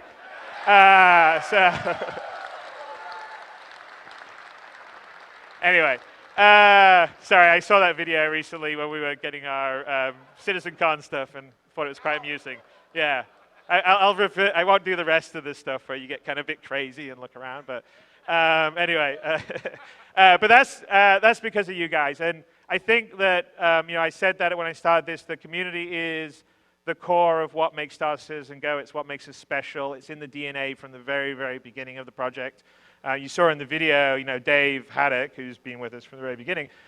Before we even announced Star Citizen and Squadron 42, we started with a website which was basically, hey, if you love space games, you love PC games, at that time, no one was paying any attention to that. No one cared about it. Now, obviously, if you take a look, everyone's doing it. It's trendy now. You're a AAA game. They're doing a Call of Duty that's set in space. So, it's like we've become mainstream. But back then, there wasn't. And we said, it was basically just, I miss this kind of game. I love it. That's the game I used to make. And I sort of felt like, well, that was the whole impetus of Star Citizen. And we started with saying, well, it's about the people. And I looked back on it, and I looked at what I saw with WC News and the fact that there was still a community that was passionate about Wing Commander long, long, long after the last real Wing Commander game had sort of come out. I mean, it's sort of a dormant property sitting at EA, and I was like, I love this stuff. I think other people love this stuff, and we started with a site, and we had 30,000 people sign up before we had even announced Star Citizen, and 10,000 on the first day, which was amazing. But the key was that the DNA of the project started with the community, and from day one, we've always tried to do that. And I think if you look at where we are and what we're able to do, I think that is 100% due to the community. And so one of the segue for that would be here. Oh, that's finally suddenly one, unless Eric's really good at hitting a button when I hit a button. You guys have always been in the community, right? You make what makes it special. And it's a very different way, I think, to make games. And we've always focused on creating tools to do that. So, like even where we couldn't have friends or you getting together necessarily in the game, we created organizations for the website and ways that people can be discussing on forums and chatting and all the rest of the stuff. And it's important to us to have the ability for you to not only interact in the game, but also interact outside the game and create connections. And I think you could see from the video, and I know you guys all have stories. I mean, I'm amazed. I see everyone with their organization. Everyone's got their own organization custom shirt, and they get their own get-togethers, and there's deep lore and history behind a lot of stuff. And I mean, I'm just blown away by it, and I think it's fantastic, and I think it's really key. So for us, it's very important to put the tools in the hands for you guys. So, Eric, I'm pressing a button. Make me look good. No, that's not the right one. All right. Back. All right, okay. So, I guess there's in the I thought I had one more card here, but I don't. You can tell that the PowerPoint crashed. That's why we were a bit late here. We were trying to get this done, and I didn't get to do a proper run through. So I'm going to hand you over, because I think I had a lot of questions, say at Gamescom, about what's happening with Organizations 2.0, and there's a lot of different stuff. So we've actually thought about it long and hard, and we sort of decided that even though we'd said we were going to do this thing in typical Star Citizen fashion, we need to do this thing. And we want to make sure that we give you guys tools in such a way that you'll be able to interact and communicate in-game, out-of-game, in a sort of fluid way that is very indicative of today's modern internet age. So I'm going to hand you over to John Erskine, who's our VP of Online Operations and Publishing, and Benoit, who is the Chief Technical Officer of Turbulent, who are amazing. They build our web platform. They're nominated for an award for the Adobe Cutting Edge Award, and you guys should all vote for them. But I'm going to hand you over to them, and they're going to tell you about what we have in the works for you guys on the community front. Here we go. Thank you. Well, hey, it's really a thrill to be here with you today. It's exciting to be at another CitizenCon event. We're going to switch over to some other slides here, and I'm going to tell you a little bit about what we've been doing on the platform side. I'm going to continue with the theme that we've begun here today to talk about engagement and sharing. If we look at the vision that we have on our platform, as Chris mentioned, this is something that's been core to the concept of Star Citizen even before the project was formally announced. We want to share this experience with you, and we want to share content to you, and we want to get feedback from you. And so this idea of connecting with our community and then allowing communities to connect with each other is literally the core of Star Citizen. And I have to tell you personally, it's really amazing to work with someone like Chris who understands this in the core of his DNA, because I have worked at other companies where you'd have to pitch these kinds of ideas to somebody who might be kind of skeptical, really. With Chris, a lot of times it's the other way around. We may sort of come with some ideas and he'll say, well, guys, I don't think you're thinking big enough here. So I'm going to share an example of that with you today. Our goal from the platform is to be able for you to experience the game. You need to be able to do basic things like get the game and buy the game and download the game and patch the game. But we also want you to be able to connect with other people, both inside the game itself, but also in the real world. Because as we look at how technology has moved today, there's less of a distinction between the virtual world and the real world, and every day those walls are coming down further and further. So that's really a core vision that we have on the platform. So we've had the opportunity already to build some really cool and revolutionary tools on our platform, and we've shared them with the community of Star Citizen. We have some traditional things like forums. You know, forums have been around for a long time. We've been able to build some things that we believe advance traditional things, like, you know, most online games have some sort of guild and grouping system, and we have our organization system. I think it's unique that we released the organization system so early in the development process, and people were able to create organizations almost 3 years ago, I believe, maybe 2.5 years ago. And I have some stats on the next slide, but we have an amazing number of people and an amazing number of organizations already. We've been able to build things like the community hub, so it's easy to share content on our site. We've been able to do things in the game, like having the rental system and being able to use your UEC to do things in the game. And we've been able to do some things that are really unique, like the issue council, where people are able to actually actively participate in the process of reporting bugs and verifying bugs and prioritizing bugs and doing all that. And I know from talking with other developers, they're very jealous of the system because, first of all, they don't have the technical piece, and second, most people don't have fans who care enough to actually be that involved. So I think that's a very revolutionary tool that we've already built. So thank you for your involvement there. We had some stats in the video, but I'll come back to a couple of these to talk about engagement. You know, on our forums today, which are pretty traditional forums, we've had almost 500,000 unique threads. We've had 7 million people actually write a comment to those threads, and 300 million views of those threads. Those are incredible numbers. It's a huge community, and it's a huge amount of engagement. And in the organization system, as you can see, we have more than 40,000 or almost more than 40,000 organizations today, which is staggering. And almost 200,000 unique people are members of organizations, and many people are members of more than one organization. So it's very, very interesting, and it's a very, very, very powerful message that people are incredibly engaged in the tools that we've built. So, you know, last year at CitizenCon, we announced and launched the Star Map, which was, yeah, super cool. And like I said, that was a good example of how we sort of gave people an opportunity to vote on things that they thought were the biggest priority. And we had some ideas about what we wanted to build.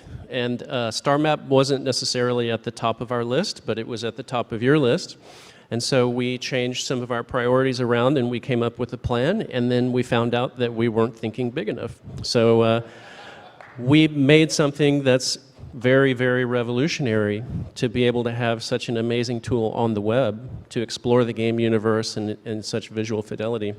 And so after we launched the Star Map, Benoit and I started looking more at our roadmap and our priorities to decide what we should do next.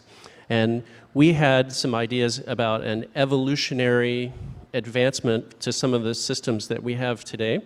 And in January, we presented some of our plans to Chris. We really liked the plans, and we talked about it more with Chris, and he said, well, I don't think you're thinking nearly big enough. And so we went away and we sort of digested this feedback, and Benoit and I started to think, well, with this much blank canvas, what would we do?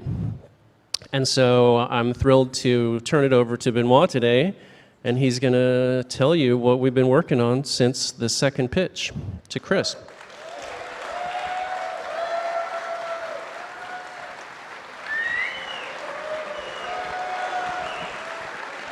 Hello. This is the second time Chris does this to me, and I need to come in front of you guys to show you what we're working on. I'm pretty excited to be able to show you what we came up with based on the "you're not thinking big enough" statement. And so when we presented Orgs 2.1 to Chris, which was basically a new forum system for your guild, we quickly saw that the feature set that we needed to be way bigger than just a traditional forum engine. Also, we didn't want to just build a forum engine for the sake of it, which is, it's still a pretty old medium. So we wanted to basically start reinventing that. You can switch. And so we came up with Spectrum. The name was coined just as naturally as that because we felt that it represented that it was already in the lore, and so it was the perfect way to sort of name this tool. And so what Spectrum is a real-time web application that offers all community communications in Star Citizen. So that's the high level.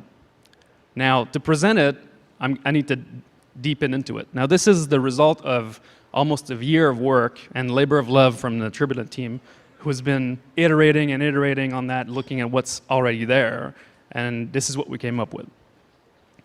And so it's modeled after contemporary communication platforms. I'm sure you guys use many of those. And so we did not start to reinvent things from the ground up. We really took something and tried to make it as usable as possible based on what existed. We used modern technologies to build it. That means we did not go the classic route of building an application in a low-level language. Web technologies that can now be on the desktop, that can allow for rapid development, which was already a groundbreaking moment to be able to change the stack and go faster. And then when we pitched the idea, it came really quickly that this tool could become also solve a major problem in the game, which was how do we differentiate between in fiction and out of fiction? We want to bring you guys, like your friends at work, you want to be able to talk to him. How do we differentiate between that and somebody who's actually in the game? And so Spectrum becomes the natural conduit for that. Now, focus on usability. It's the in-game UIs will always be focused on being diegetic and super sci-fi-ish. Now, in order to make the real world stuff really works, then we need something that's more usable, material design, and it needs to focus on that first, and community. And that was the sticking point, is that since the beginning, the vision from Chris was always that you don't need to run your guild off-site. You don't need to run your organization off-site and use off-site tool. We can offer all of these tools in the platform, and so you can just hit the ground running. And so we want you to be able to have your home in the Spectrum as your organization and be able to customize it. And so the first part of the module is, of course, chat. And so if we're going to hit chat running, we're not going to build a standard chat like we did a few years ago for the live chat module. We need a rich chat. We need an application that's real time. We need a chat where you can embed medias from external sites or from RSI sources. We need you to be able to react to comments and words that are being written by your friends or by your coworkers or anybody you're playing a game with. And so just on the chat level, we really wanted to get something that was modern and usable. Now, in terms of form engine, we needed forums. We knew we needed that. We didn't want to abandon this medium, which was so crucial to building this community. And so, but we wanted to modernize it.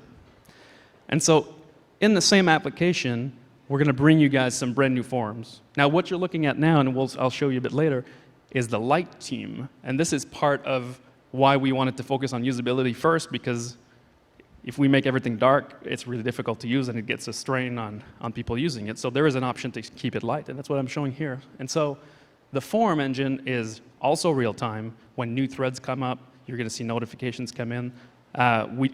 It's a brand modern take on this, on how forums can be rapid and fast and not the old school model that we've had. Now, to go further than that, we need more types of discussions in forum. We need to be able to have Q&As. We need to be able to have live threads on live topics that are happening now. And of course, classic threads, which will just, stay there forever. And so what is Spectrum?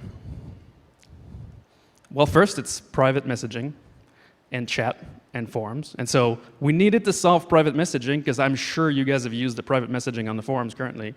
Everybody's pretty much in agreement there. We need a private messaging solution. And so Spectrum implements that. We needed presence.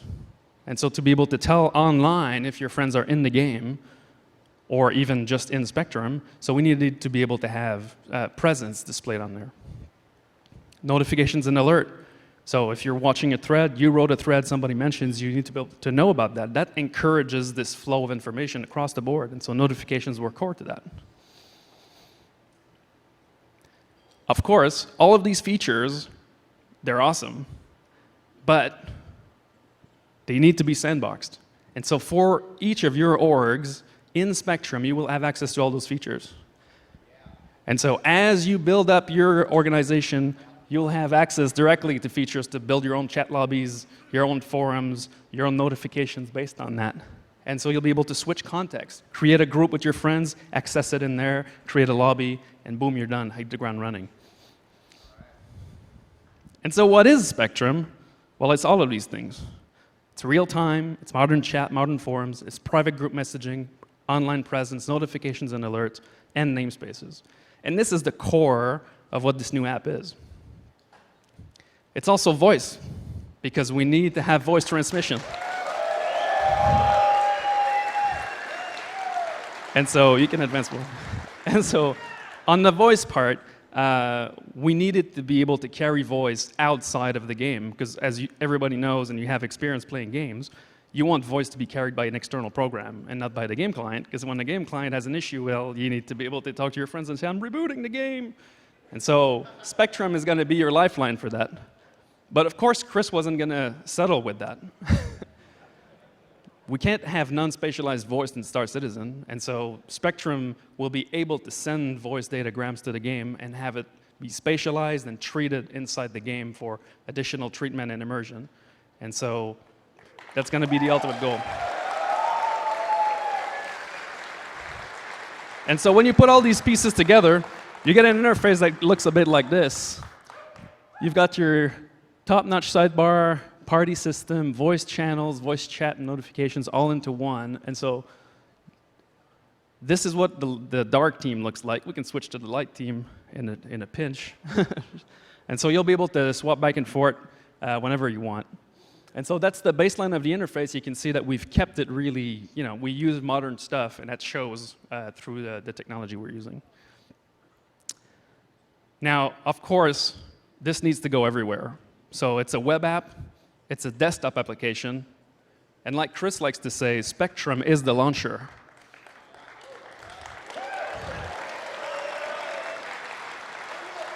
And it's also going to be available on mobile and tablets, because you need to be able to keep up with your friends when they're in the game and you're at work.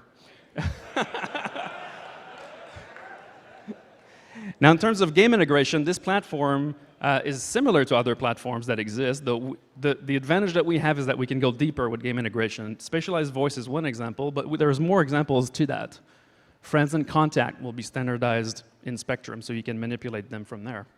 We can have rich game presence. That means you're not just online, you're on part OLISAR. That's a big difference. So you'll be able to see statuses from the game straight in the Spectrum UI. Party management is where we ultimately want to be able to get, so that during the day you're planning out a game session, you create your party inside the Spectrum, get your friends in, you've got your chat lobbies, your voice lobbies already set up for your party. When you get to your house at night to play, you just, boom, join the party, it's already created and it's ready to go. And so,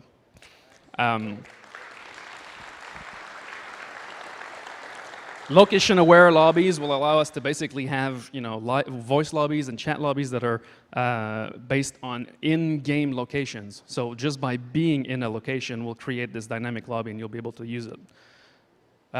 You can see Spectrum as the real-world arm to the universe that Chris is building.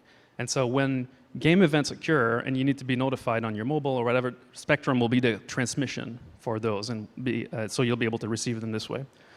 There's going to be also, Spectrum will be available inside an overlay on the game, so you'll be able to see who's talking, voice, change your voice channels, open the full Spectrum UI, and chat with your friends directly from the game.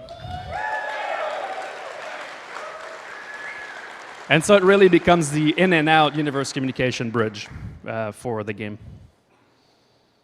And so now this was cool. I showed you some screens, talked a bit about it, but I'd like to show you where we're at. We're not ready to ship just yet, but I can demo the interface that we have on our development environment that we call Future, because we're hipsters like that. and you'll see that it's all generated with text from Alice in Wonderland, because it's our test generator, generates forum threads and channels and all that stuff.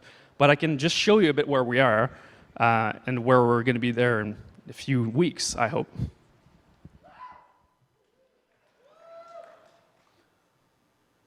One, two. 1, 2. Okay.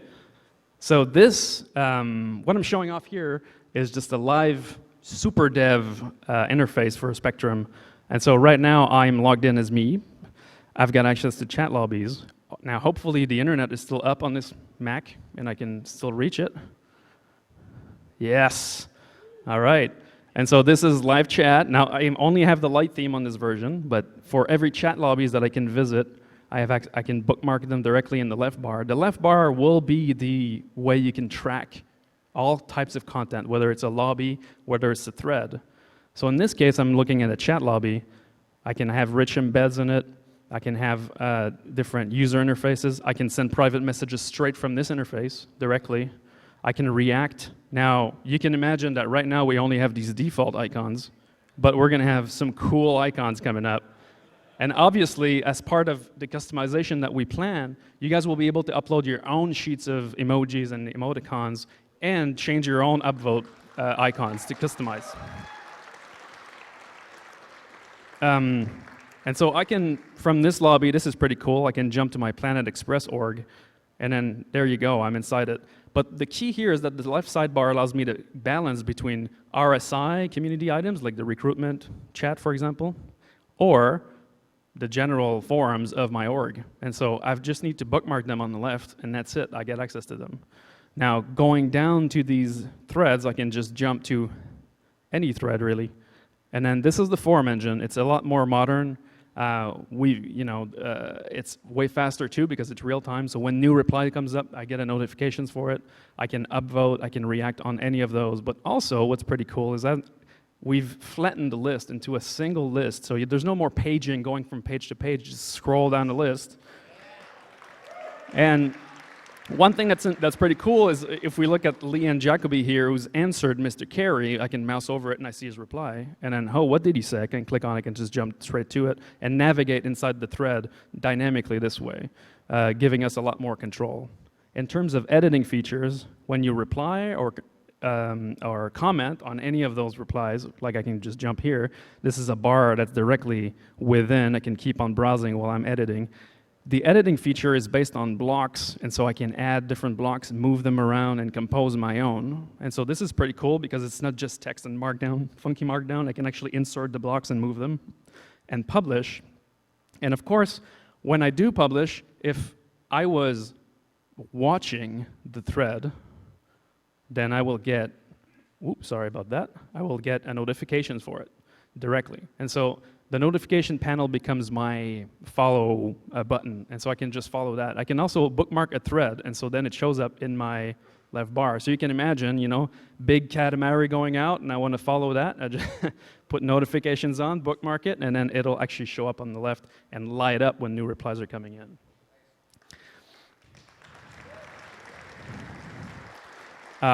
Private messaging, of course, I was chatting with John earlier, so I was right here. I can actually check this out, and then I'm right in there, get my notifications for my private messaging and settings. And so this is the state of Spectrum right now. This is where we're going. We're a few weeks out from this first release, which will already allow you to create chat lobbies and forums and full control over that. And then if I can jump back to the presentation, right over here. Here's what we're thinking about. Okay, so this soon trademark in this case is pretty close. We're thinking before the end of the year, we want to have this first release out because we want this in your hands so you can tell us what you like or dislike about it. And that's typical Star Citizen. We need your feedback to be able to compile what we like about the interface that we thought for you guys and the other one, and if it's good or not. So in this software release, so it's browser only, but it's going to have forums and chat, notifications, private messaging, and friends. One thing that I did not show, I can just jump back, is search. So search is one thing that we wanted to have directly embedded in it, and so all your communities will be searchable right away. And so you'll be able to jump to threads or chats that have been logged. That's one thing I want to say to moderators, community moderators that are looking at me right now going like, ah! It's all logged and searchable. Public channels are. All the org stuff is yours. And so in the next update after that is we want to hook it up directly with the game presence so you can already see when your friends are playing the game, and that will create the first bridge with the game so that everything is connected. And the customization options I named, like being able to add your custom emojis, your custom upvote buttons, that'll be in that second release. And then after that, we're moving to a 6 to 8 week cycle for all of the remaining functions. So launcher, in-game overlay, voice support, and mobile. And so we're going to be working on Spectrum quite a bit. And this is only the beginning because, as you can see, you can already imagine how we can bring down the organization system management in it or add more features to it. And so this is going to become a really important tool that you'll have. Since you'll have the installer and you'll have the launcher, you'll have Spectrum installed. And so that's it. That's what I want to show you guys.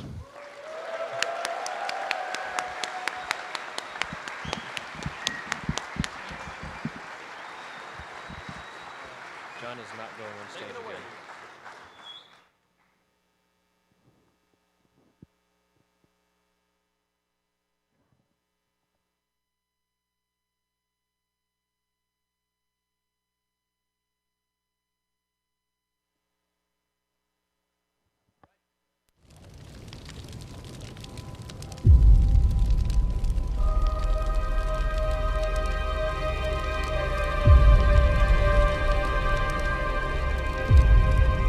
One year ago, our lives were shattered. But we have not forgotten.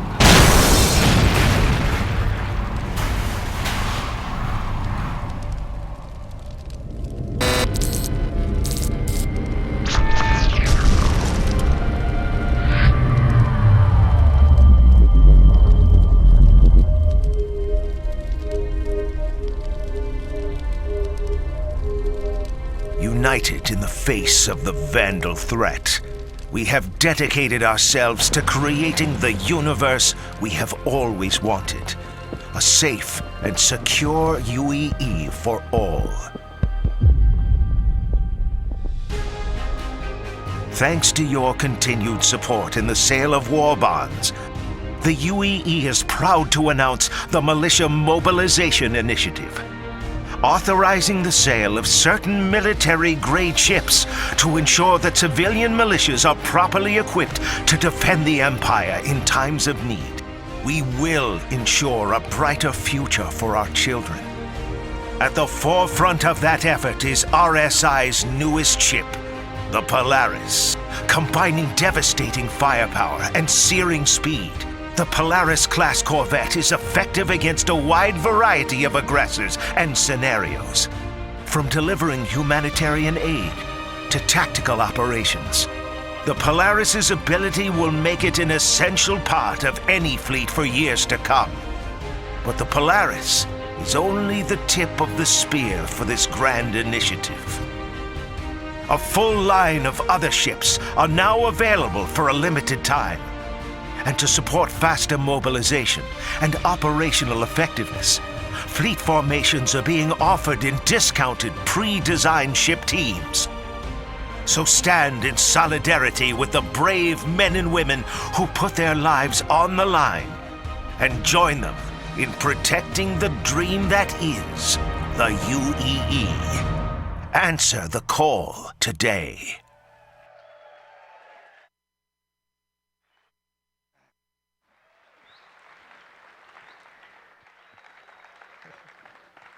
All right. So anyway, you probably already know because it's been on Reddit. We sort of released the RSI Polaris Corvette, and I think yesterday was the best day we ever had in Star Citizen. And I mean, the one thing I do want to say though, because I know this sort of sometimes is a bit of debate and controversy, it is your. No one needs to get a big fancy spaceship or anything else. If you spend $40 or $45 and do it, that's all you need. But the way I look at it is, getting a Corvette or whatever, a Constellation, is really just supporting development. I mean, that's kind of the way it looks like. And so for me, it should only be if someone's saying, you know what, I really like what these guys are doing.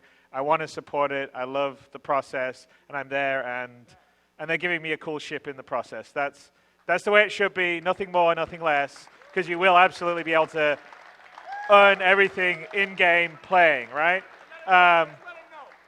Just saying. But it is a cool ship, anyway. Just let you know. And you go. So we'll get off that. But thank you for everyone that's bought a Corvette, because it's what makes us go. It's what allows us to build the things that we're doing. And thank you to anyone that supported it, whether you've gotten a tiny little thing or a really big thing. Thank you very much. Okay, so I'm going to click. There we go. Oh, look at that. So we're going to give you. I'm going to go through a bit boring update stuff now, and then we're going to show you some cool stuff. So first, Squadron 42. Sort of tell you kind of where we're at on it.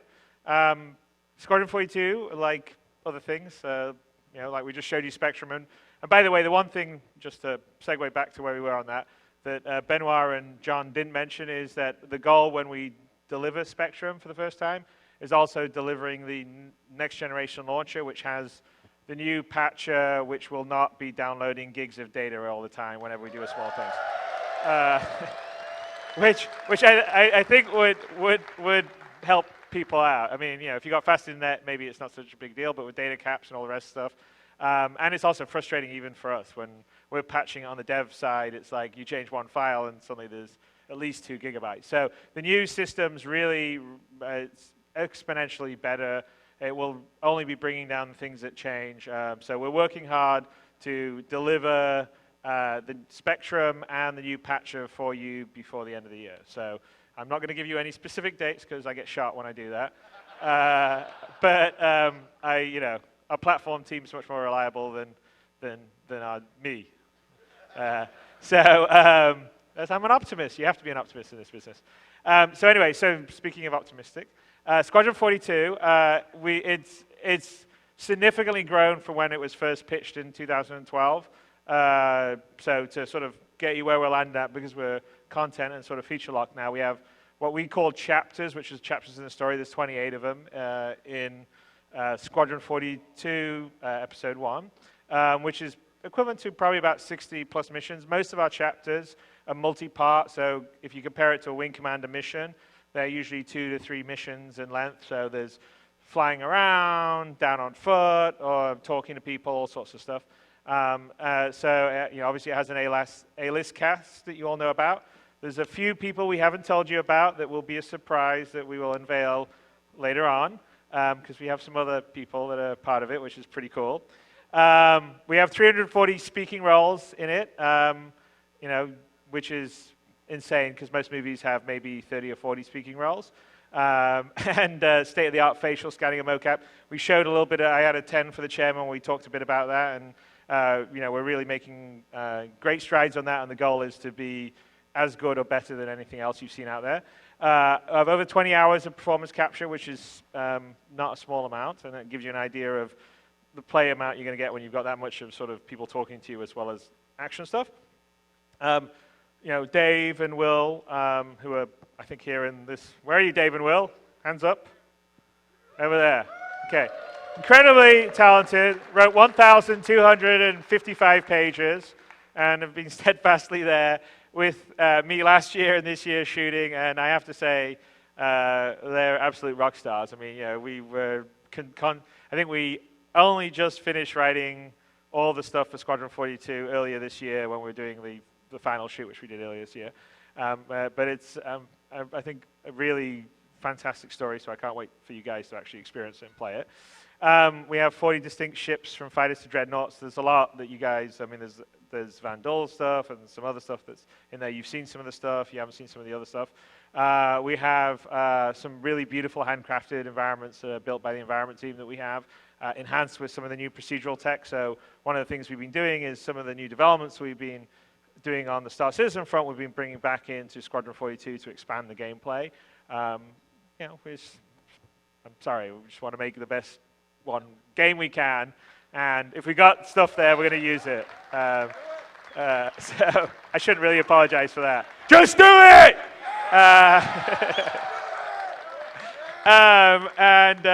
We're really working for like systemic space and FPS gameplay.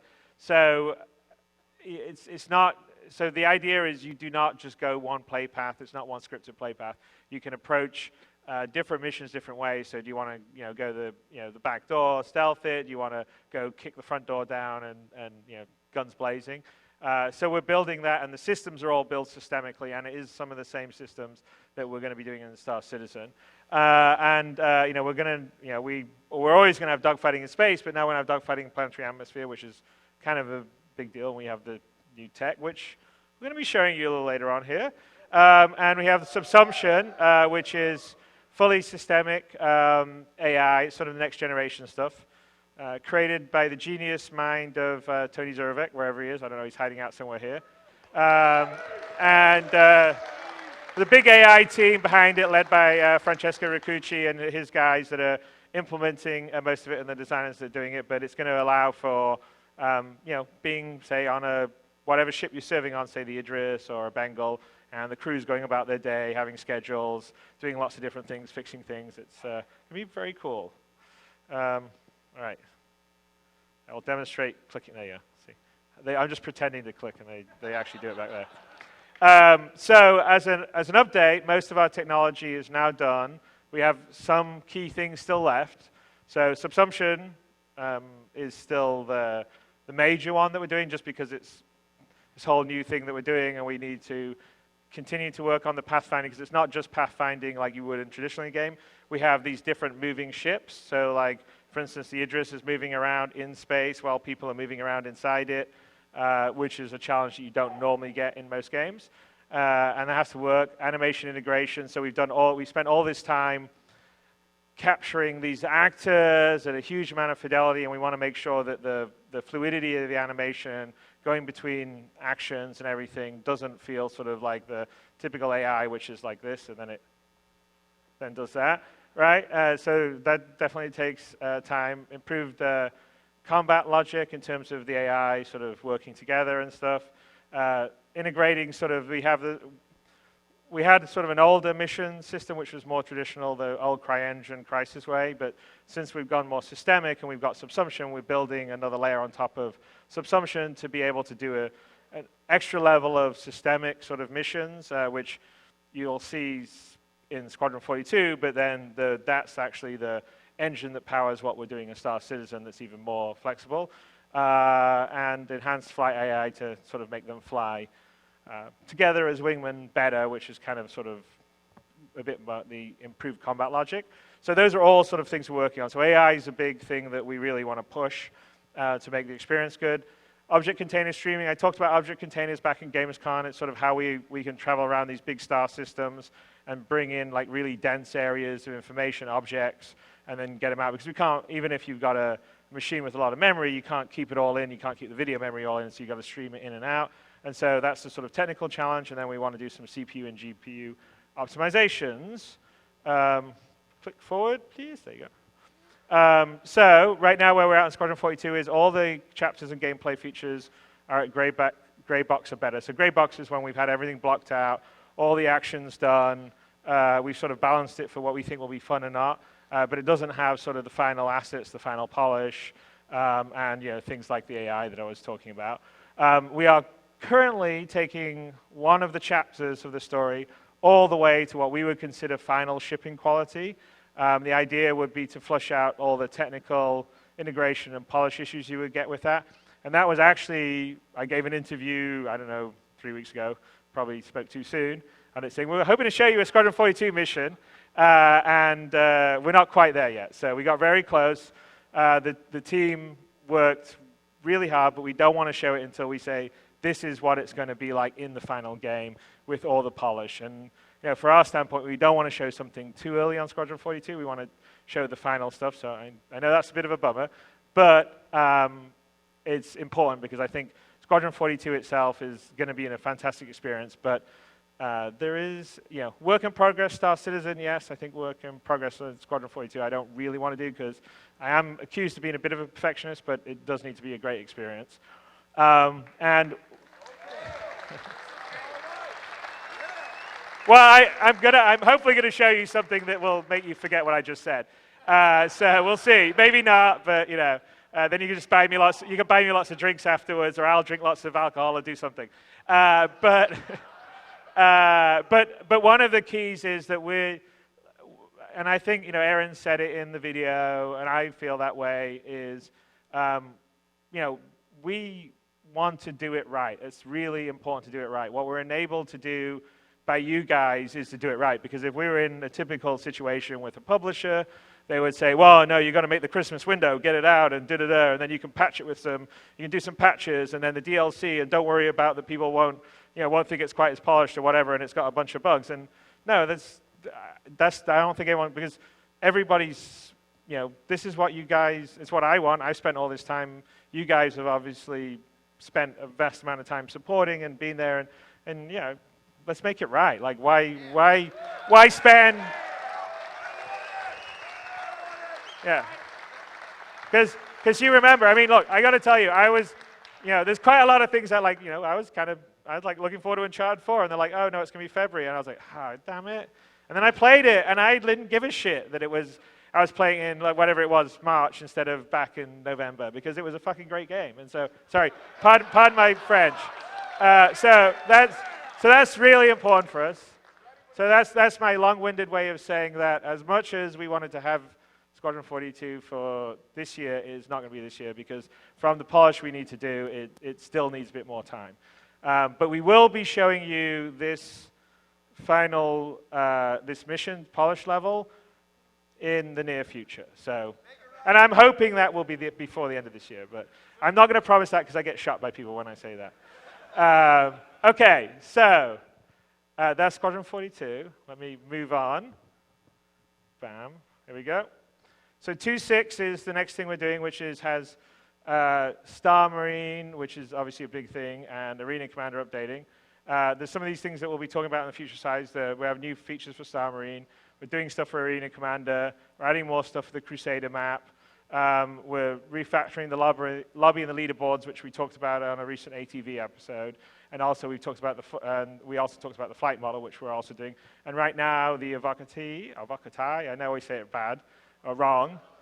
What do we say? Avocados? Should I just say avocados? All right, there you go. Avocados are you know, they have a version of it built on the 2.5 release, giving some feedback, and you know, we're listening to that, and that's kind of what the power and the beauty of this community is to do. So it's going to have the new music logic system in, which is actually pretty cool because it's a dynamic music system that's you know, back in the old days of Wing Commander, we had a very more rudimentary version of that. And I think, you know, music creates a fair amount of emotion and gets you into the immersion and the mode and the action that you're doing. And so I think that's actually going to be a very subtle thing that will make things better. We have a sort of new camera. We've been working on the camera system for 2.6. I think that's important. I mean, I keep watching all the videos you guys do, and I'm like, okay, let's give them better tools, and because you guys make awesome videos. I mean, a lot of times we're looking at videos where we're developing going, wow, that looks awesome. Did you see this? Did you see what they did? That's great. So we're going to have that in there. And one big thing we're working on is to stop the chain loading of screens. So like you play a Arena Commander or a Star Marine game, you go back to a loading screen, do the lobby, and load again. So the idea is we won't do that. We're just going to go in there, and then there's no loading back and forth levels or anything. It's all just going to stay. You're going to go in once and there. So hopefully you'll be able to have more frequent games. So the focus for 2.6 for Arena Commander and Star Marine is to make it a really kind of fun, easy way to get in and just, you know, fly around in space and dogfight, or run around on the ground and get into sort of FPS combat, and make that sort of as polished as possible. So here we go. Boom. So Arena Commander. Did I miss Star Marine? Hang on a sec. Let's see. Nope. There we go. So we're going to have this new virtual ship. We showed it on the ATV. So instead of like having to go to the hangar to set your ship up, in the lobby screen you can click on your ship and you can do your loadout and equip your rec items, which will make things much better and faster. We're gonna have a new pirate swarm mode in addition to the Vandal swarm. Missiles will be persistent, so you can't just like, oh, I fire all my missiles and I crash into an asteroid to respawn with more missiles, which I think, I'm not saying everyone does it, but there's a few people that do that. We'll have sort of reloads and stuff that will help in the kind of gameplay, just to sort of make it a fun, fine combat experience. We'll have a scoring rebalance, and I think pretty much most of the ships you can fly normally in Crusader, you'll be able to fly in private matches. All right, here we go. On to the next. There we go. I swear. It's like, there we go. All right, Star Marine, there's going to be two maps you'll fight on. There'll be Station Damien, which is a smaller space station. It'll be a 4x4 map. And then there's going to be sort of a bigger sort of asteroid base, which is a 12v12, which we call Echo 11. There'll be 2 game modes. There'll be deathmatch and control, so control of areas, so you fight for control as teams. We have new armor, weapons, grenades, tactical visor, friendly player ID, which helps sometimes you want to shoot your friends instead of your eyes. You'll be able to loot, so like you shoot someone, you can take weapons from them or ammunition from them. And we'll have achievements and ribbons. So it'll be both Arena Commander and Star Marine are having a lot of focus to sort of make the experience of just straight up sort of arena shooting, whether it's in space or on foot, sort of fun, quick, easy to get into, much better than what we've had to date. And I think that's kind of important so people can sort of have fun and play while we're working on this bigger epic. There we go.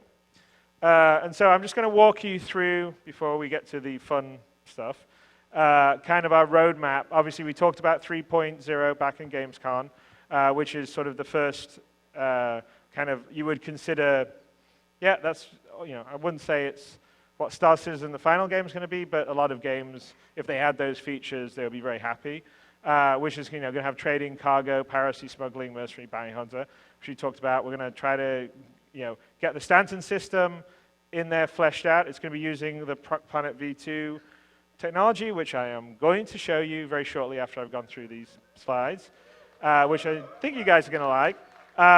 And in 3.0 we'll have we'll have things like the Rover and the Dragonfly, who you saw a little bit of at Gamescom, Caterpillar, the Aquila, which you may or may not see here in a bit. Okay, so, and I want to give you a bit of roadmap after 3.0, so you know what we're doing. I guess there's a lot of miners here, or refiners. So 3.1, and just also, by the way, in case you haven't noticed it, I know last year we said, well, we're going to do a release, we're going to try to do a release every month. After going through this year, we've sort of realized that that's a very hard cadence to do, because by the time you get new content in and you start testing it and get feedback, it's almost impossible to get a significant amount of content to test and do the feedback. So I would say that our cadence on releases, which is what you've seen in the last few releases, is probably going to be something like 2 to 3 months between releases. So just to give expectations, because I don't want to go through 3.1, 3.2, 3.3, and 3.4, and everyone goes, okay, we're going to get that in 4 months. Because again, we'll get shot by everyone on the development side. But anyway, so 3.1 is going to have mining, we're going to have refining and processing, we're going to have quantum interdiction, which means you'll be able to wait and pull people out of quantum travel, whether it's AI or you're doing it yourself, refueling, escort. We're going to add additional locations to Stanton, and we're going to have the new Drake ships. Well, we already have the red and blue, but in the new way we do ships. The Miss Cull Sea for trading, the Prospector for mining, and the Origin 85X, which was this kind of cool cruiser that was with the 890 jump. And if you already have an 890 jump, of course you will get that already. The next one up would be 3.2 with repair and salvage. So we'll be able to salvage and repair. So dive a bit deeper in mercenary, because we have some mercenary stuff that will be in 3.0, and we'll be sort of fleshing all these out. Again, adding more locations in Stanton and fleshing it out further. Finishing out the RSI ships in the new way, the Terrapin, and then the variants of the Vanguard and the Reclaimer, which is a beautiful ship. And I know it's one of Nate's favorite ships, so if you know Nathan Disley likes the ship, it's going to be awesome. 3.3. Here's the one. Who knew farming was so popular? So what we're going to aim for 3.3 is farming, sort of the rescue side. Yeah. And then you can hit Tony up about all this here, because yet more fleshing out what we're doing with Stanton, and the Anvil Carrack, which I think everyone's the 890 jump, right? And the Merchantman. So there you go. And by the way, so once the Squadron 42, the Foundry 42 team working on the Squadron 42 ships, they're going up, they're actually all rolling. So the way we're going to do it is that our biggest vehicle team is in Foundry 42, and right now most of them are working on the Squadron 42 ships, because there's a lot of them. There's a lot of Vandal ships, a lot of UE big ships like the Bengal, the Idris, the Javelin. So they're all going to roll off onto sort of the big new ships, which are Carrack, Jump, Merchantman, the whole sea we had before. And the US vehicle teams are going to be focusing on sort of the more, something like a Buccaneer or the F-8 or something like that. So anyway, and so that's what we're going to have with 3.3. Here we go. And then finally, 4.0. So this is that'll be the first time we'll go beyond Stanton to other star systems. I'm not going to say how many star systems yet. Depends how much we'll be able to build with our content pipeline, which we'll show you a little bit up and coming here. But we're very focused on, if you've seen some of the ATV, how to author star systems at the quality level that we like, with a sense of lore and art and character and history, but be able to do planets, because sometimes in FPS games people spend forever, years just making a small 2x2 kilometer level, and obviously for us to build the system, the universe that we need to be a bit faster than that. But we will have 4.0 is when you will be able to jump to other star systems. Exploration and discovery will be sort of highlight there for obvious reasons. Science and research. The RSI Orion and the Crucible will be two of the big ships that we will be doing there. So that's the roadmap for Star Citizen. And our goal is this is the roadmap going forward over next year. Again, please don't hold me to dates, because everyone goes, "Why do you say that, Chris?" I'm like, oh. Anyway. It's always best laid plans of mice and men. Okay, so now we're going to get on to what we talked about. So it's demo time. So at GamesCon we showed you flying between locations, and that was our sort of V1 planetary tech. And I said that we have this V2 tech that you're not seeing. It's a whole another level beyond what we were showing you.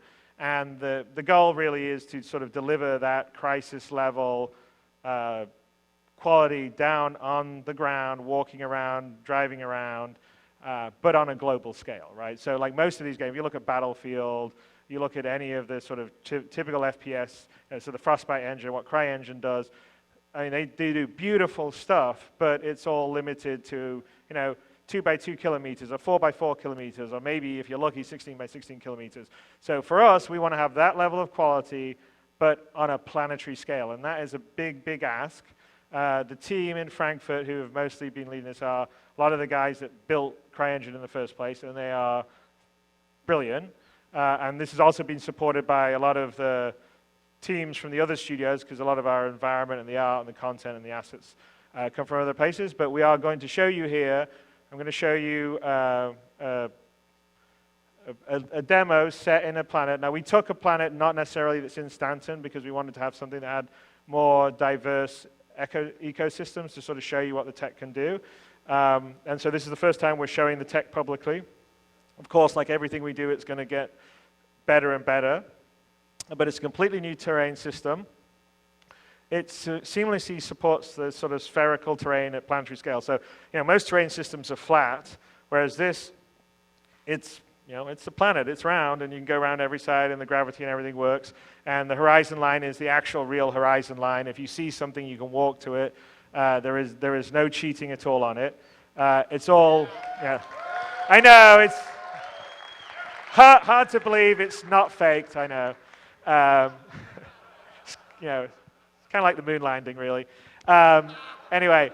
But everything's, you know, everything's generated at runtime because you can't have this amount of data in there, and it's amazing. And actually, when we show the demo, I think we've set up so you can sort of see the frame counter, because what the guys have done there, you know, the game logic and the code and simulation slows everything down. Their actual engine generating the world is incredibly fast. So if you look at the top right, you'll sort of see when you're seeing the world, and you'll see it sort of drop.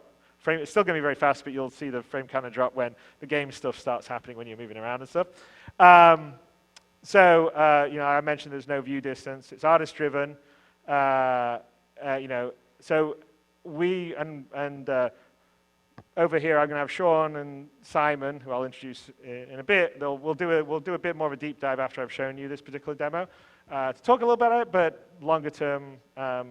The ATV episode for Frankfurt is going to really go into some of the tools that we use. Yeah, they're awesome. Was that Brian saying Frankfurt? All right, just checking. That voice sounded familiar to me. But the key is that it's absolutely artist-driven. So we're using the procedural techniques, and we're using all this stuff to just basically author planets at a global scale very quickly. But to give it real sense and character, because, you know, there's obviously quite a few other games using sort of procedural tech to do planets, and you know, I have to say the technical achievements are all like really impressive and cool and all the rest of the stuff. But for me, I want to sort of be able to say, you know, I want to build this, you know, planet that looks like Hoth, and I want to build this planet that looks like Tatooine, right? I want to have the sense, and I want to be able to control it. And so the big key for the tech we were doing was to have it sort of artist-driven with the procedural technology enhancing what the artists do. And so that's what we're going to show here. The other aspect of it, because it's not just about procedural artist tools, we're also trying to think about how we're creating content for this universe so you can explore and adventure around. And it's not just the interactions with the other players, but we have a rich world that's sort of going on, and there's missions that you can sort of stumble across, or, you know, AI are doing things. And you know, we showed at Gamescom sort of an example of coming across a space wreck. You have to retrieve a black box from a destroyed starfarer.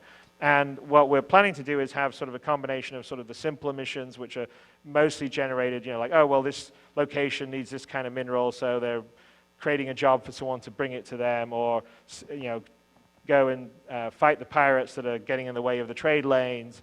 And then there's the sort of more in-depth stuff, which we sort of showed with the Miles Eckhart mission in the Gamescom demo. And what we're showing here is sort of the version of that was more planetary focused, where we build different building blocks and players could come across it and do it. You know, to have a rich living world that they're going to adventure around. And so that's sort of the missions that sort of have these scripted blocks that sort of can procedurally sort of connect to each other and have maybe different situations or outcomes depending on what's happening. And that's something that Todd Pappy, who's not here today, who's our design director, and Tony are very big on, and I think it's going to be really cool. So having said that, we are going to go to the demo. Let me see if there's a screen here or not. What's the next screen? Let's go down. Let's go down, and we will start the demo. This is all 100% live in the engine, in real time. Let's go.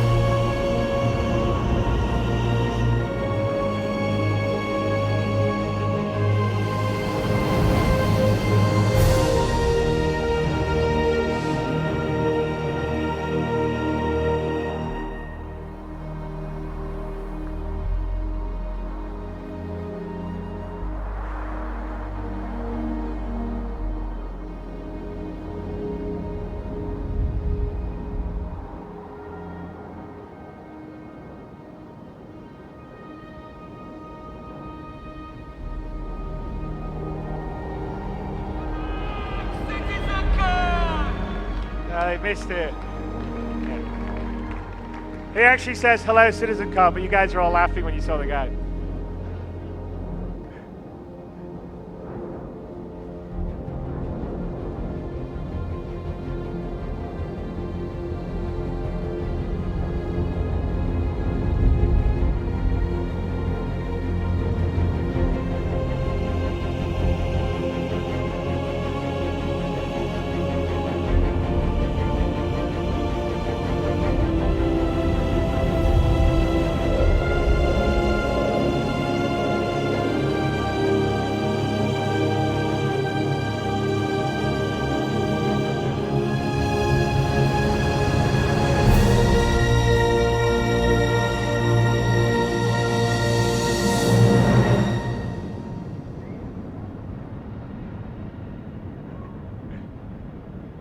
Right. Here we are in our constellation Aquila.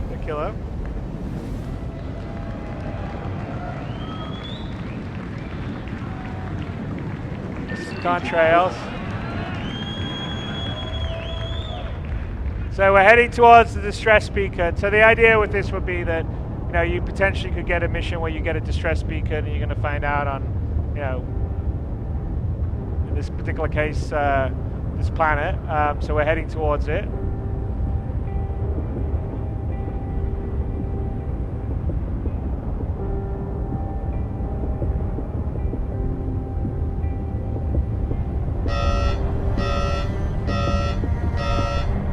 I think telling us the atmospheric conditions are unsafe. And one of the key gameplay things you want to do on, because obviously the planetary tech is going to allow us to have a whole bunch of play areas we don't normally have, is to encourage players not to always, you know, maybe you can't always fly there. Maybe you have to get out and use your rover, for instance, which you have to do. So it's fine. Let's go find a landing zone that's on the edge of the desert plain.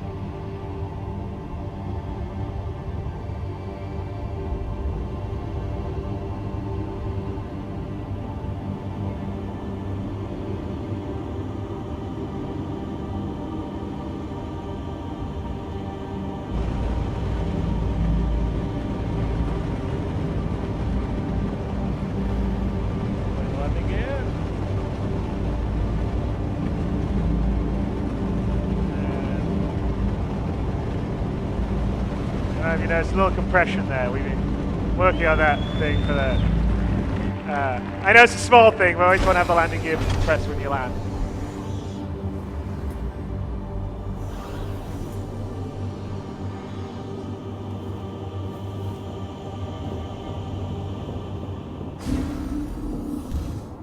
Alright, so we're going to head out to do some exploring and the armor on.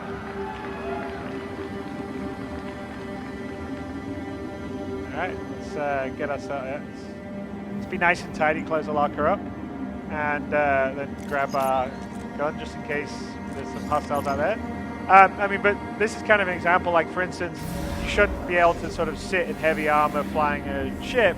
Maybe you're in your flight suit and then you go and equip your armor or your EVA suit when you need to go outside and do stuff. And so you sort of want to make it quite immersive and have different reasons to be equipping and using different stuff. So if you notice, this is the actor that we had that was in People to Planet. He's actually in Squadron 42. He plays a character called Joachim Steiger. So let's go and see the distress beacons about almost 3 kilometers away over there. We get our scope out. All right, so let's figure out how to get there since we can't fly. So, handily, we've got the Constellation Killer, so we have a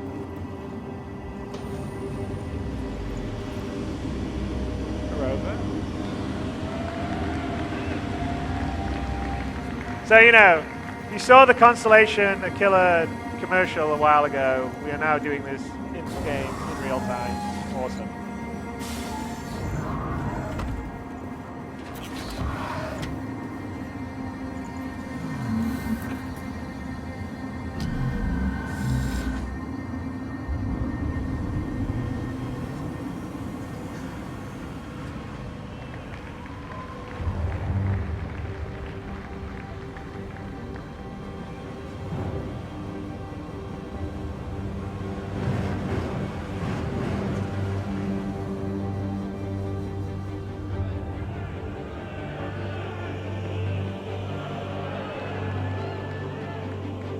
All right.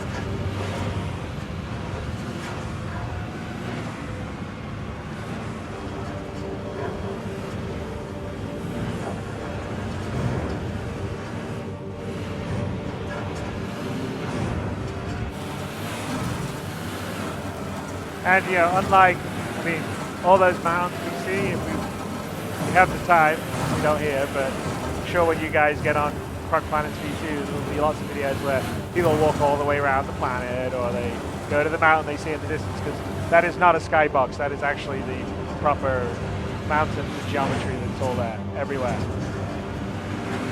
And that's actually the liberating thing with this tech, is when you build a planet on a planetary scale at this level of detail, and of course you can see up close that it like looks like what you see at Battlefield 1, for instance, in the desert. They're sort of allowing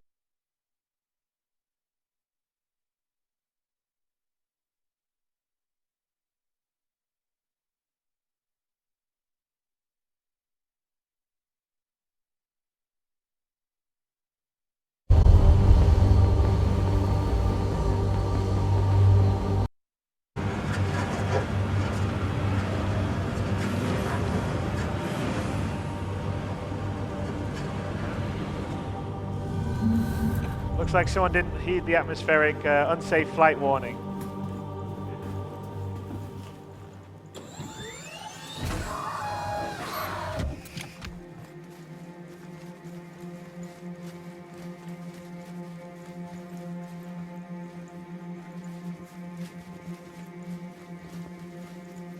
And if we take a look back here, you can sort of see where we came from, about 2.5 kilometers back there. And so we're heading past this rock out, this sort of canyon walls to head to the distress beacon.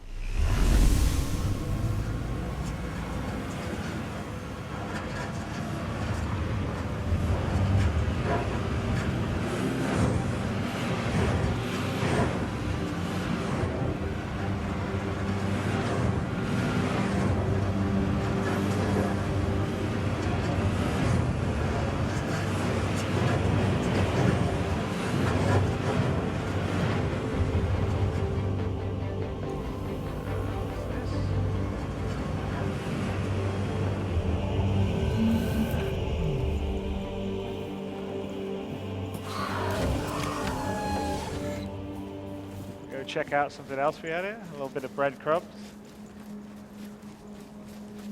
Orpheus Horizon, Javelin class. Huh, wonder where that came from. All right, let's carry on. See if there's anyone around. I'm gonna head that way to get to the distress beacon.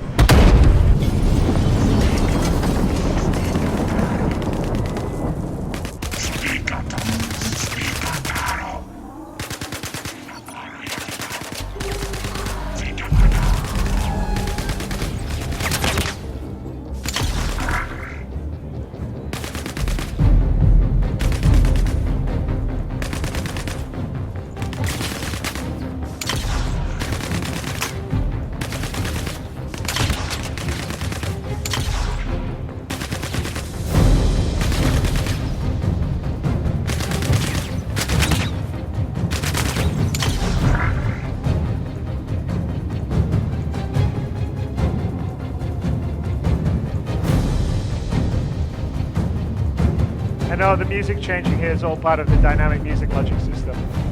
So it'll start to calm down now that the combat's over. Right, so that's, well, we lost our rover, that's not so good.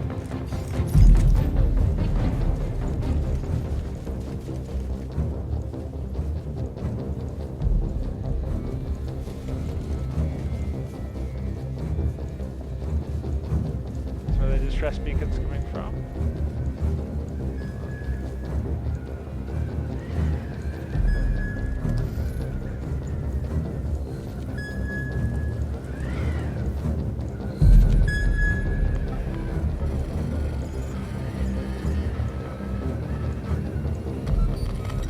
That was a trap.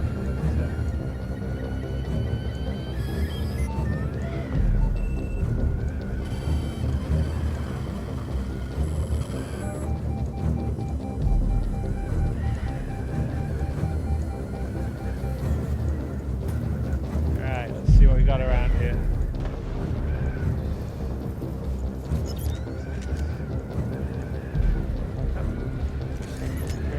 Conveniently, some sand nomad dragonflies.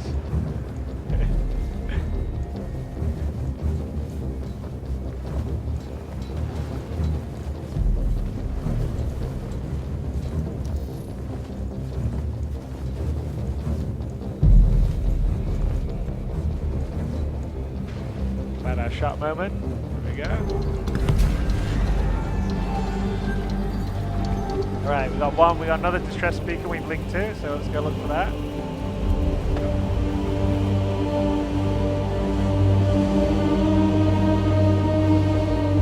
And remember, we came all the way down from planet, all the way down here, and we're down, driving around in this level of detail. So that's kind of a big testimony to what the Proc Planet V2 stuff does, and the tools.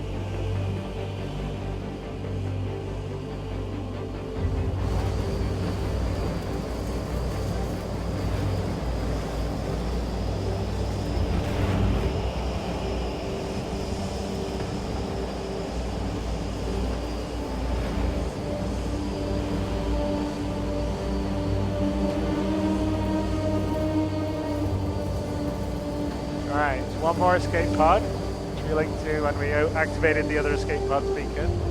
So Vince, by the way, Vince is our lead QA in Los Angeles. He's a much better pilot than me. So you should give him your appreciation. Otherwise, you'd have me crashing into things.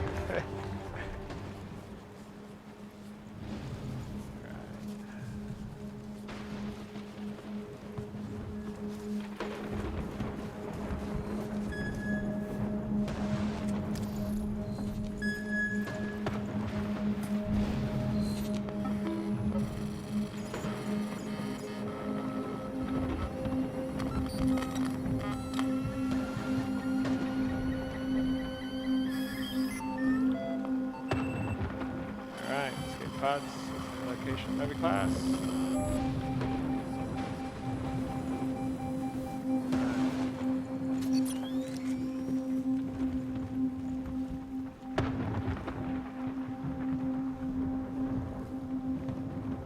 Yeah, and if you see up there, that's the space station. And if you look closer, you can actually see the rings slowly rotate. But that is the space station we flew past on the way down. And that's kind of what the sort of tech and the 64-bit precision for positional space gives you. We just can have this dynamic range of scale that I don't think any other game has. So all this up-close detail at this level, at as high quality first person as you see in any other game, but on a global or a planetary or even star system scale. All right, so Orpheus, Horizon, black box. So we've now, between the two pods, triangulated to where the black box of the Orpheus Horizon is, which is the crashed spaceship. Hopefully we'll find it.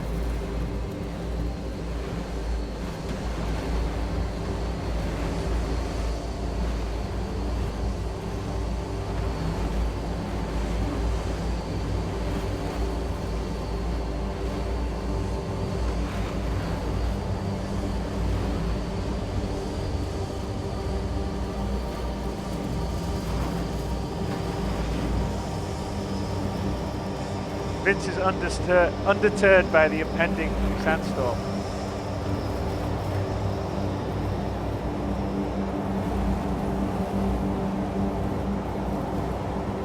But seriously, the sandstorm's an example of we want to have dynamic weather on the procedural planets, and we're working to have sort of a dynamic procedural weather system, and things like sandstorms, hurricanes, various weather systems are all things that we'll model onto the planets that will add additional sort of drama and challenges for when you're adventuring and playing around.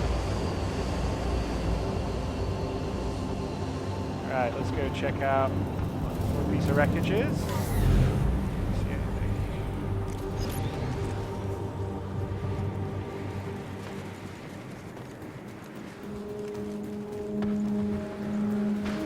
Go, like off in the distance, that's maybe the Orpheus Horizon. Oh, what's that? Hang on a sec. Oh! Maybe dangerous out in the desert, who knows? That looks like the Orpheus Horizon in the desert. But we're just gonna do it! And go out there. Yeah, I know, I gotta memorize that whole speech.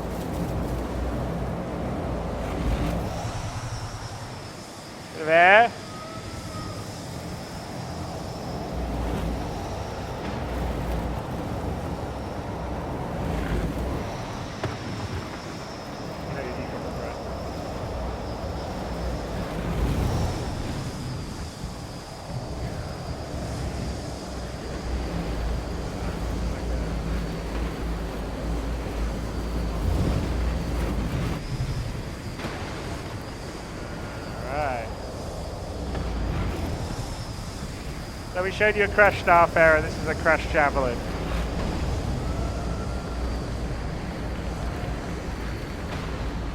I think we'll just pop off here. We're still about 200 meters away. And check out where we're going. Not sure if there's any... Nope. Let's see. Hang on a second. Looks like there's a sad nomad. So should we shoot him? Alright. Oh! Nice shot, man.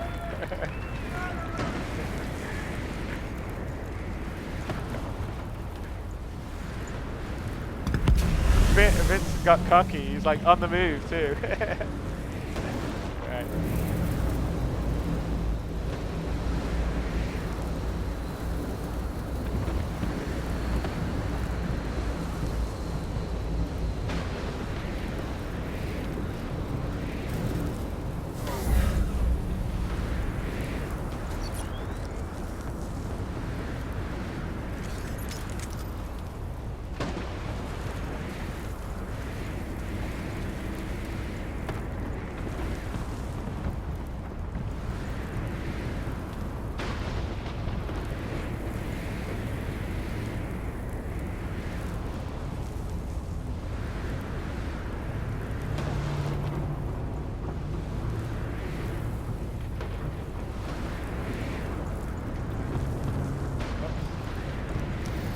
Second. Should we sneak up behind him? Alright.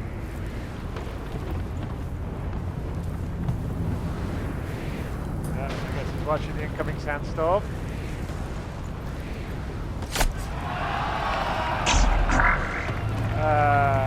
That looks like it's getting close.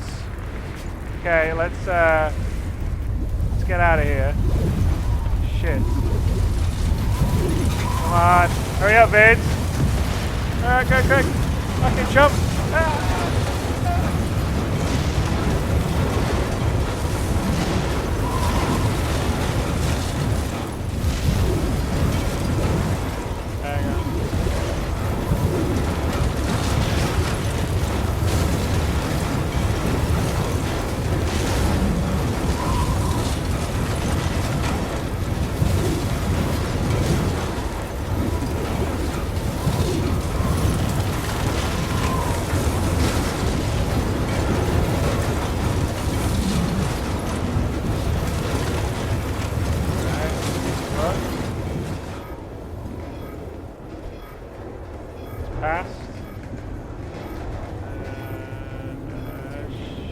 Alright, that's not good. We just lost our way in. Alright, let's see here. That's where the black box is. Oh, hang on a sec. Is it nomad? Oh, shit.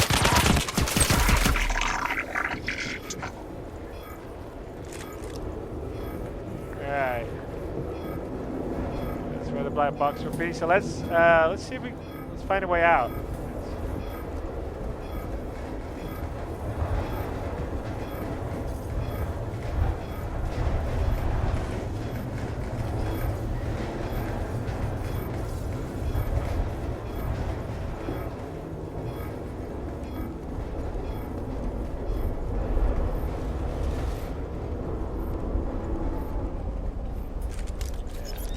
Put our little thing here, we can go where our rover was, and that's where we were, the Connie up there, which is probably about, I think, 8 or 9 kilometers away.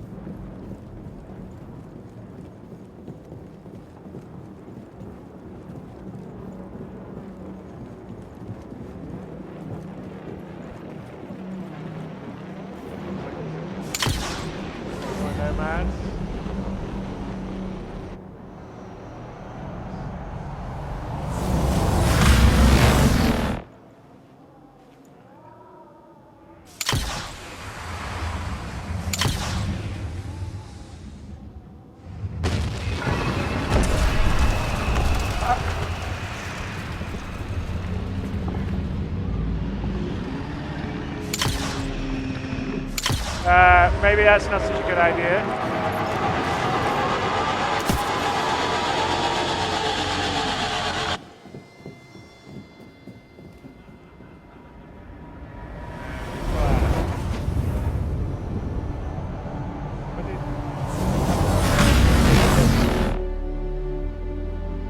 That's the end.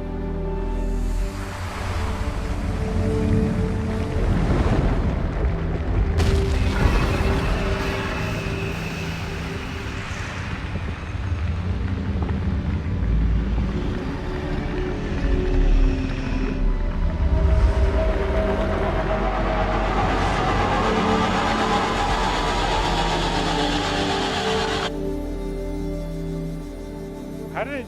Okay, that's the first time it's ever done that. But you get to see the pull-out twice now. How did it go to the console? Did you hit a key or did you...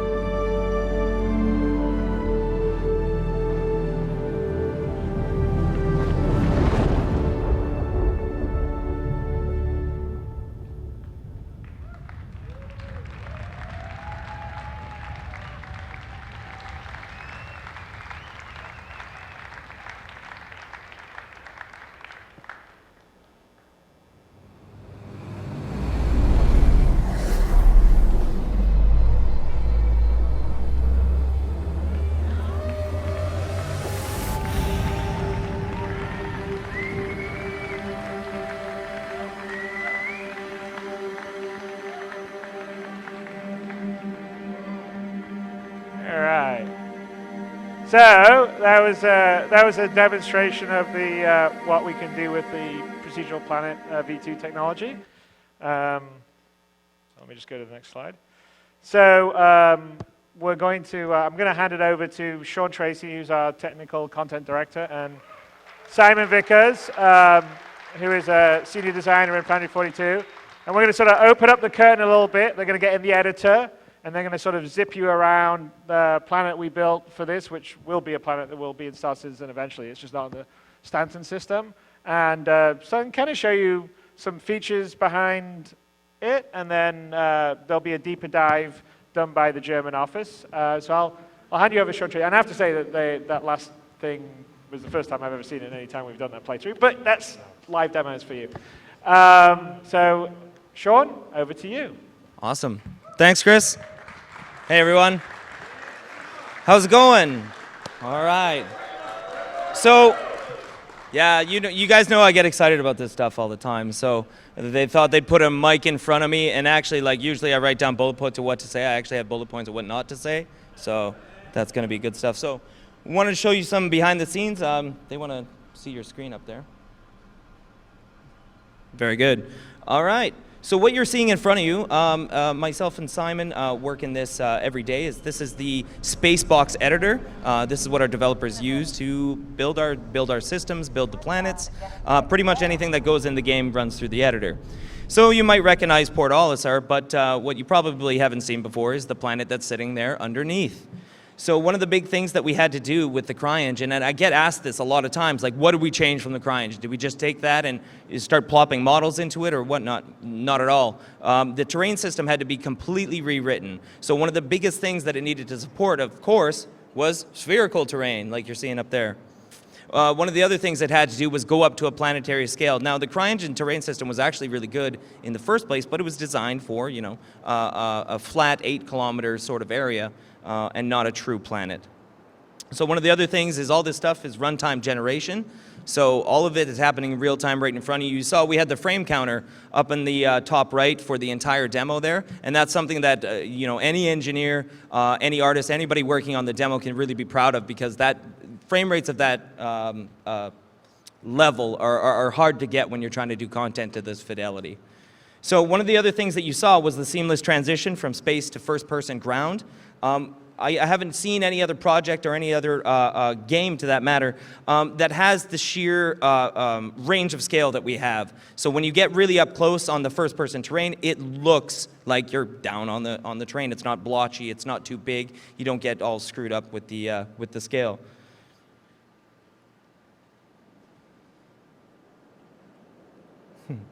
All right, so the next thing is that there's no restriction to view distance. You saw this in the whole pull-through in the initial demo, but you'll see this here as Simon zooms around within the editor. And again, this is all happening real time. We thought it best to show how we actually build this stuff for you guys so that you guys can have a little bit of faith that we're going to be able to fill all this content up for you.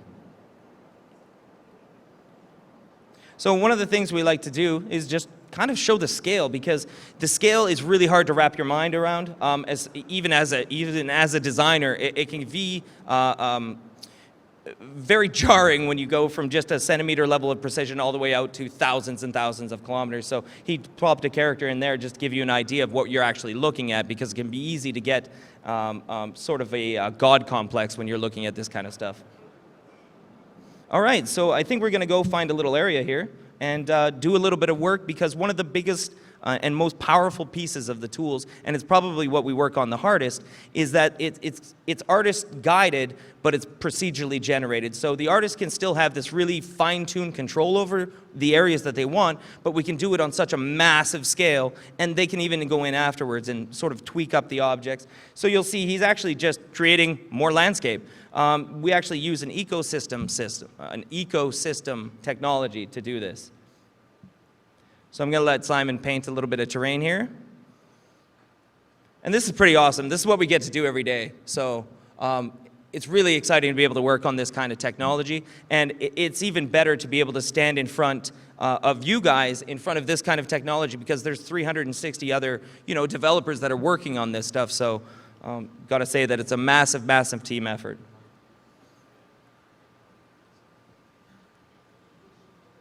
All right, so what he's actually doing is taking down different ecosystems.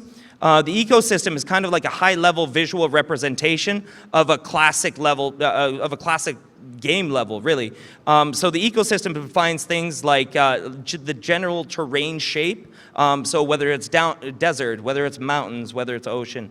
It also defines some of the main feature terrains, things like erosion or valleys and trees. And you can see as he paints around, it changes all the ecosystem underneath.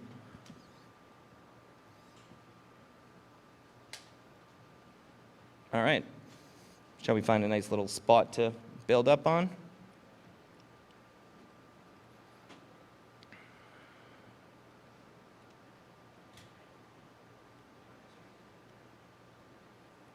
So while Simon looks for a little spot here, just to let you know, the planets are made out of all these ecosystem tiles or chunks, and it's made out of thousands of these chunks, and we can modify them again on a really, really macro scale, so on a planetary scale, or on a very, very micro sort of scale. So the first thing he likes to drop down is always a little bit of a lake or a river. So of course we've got the water support that we wanted to, but we had to actually rewrite the whole ocean and water volume system in the CryEngine to be able to support, again, this spherical level terrain. And as you can see, the results are actually really, really good.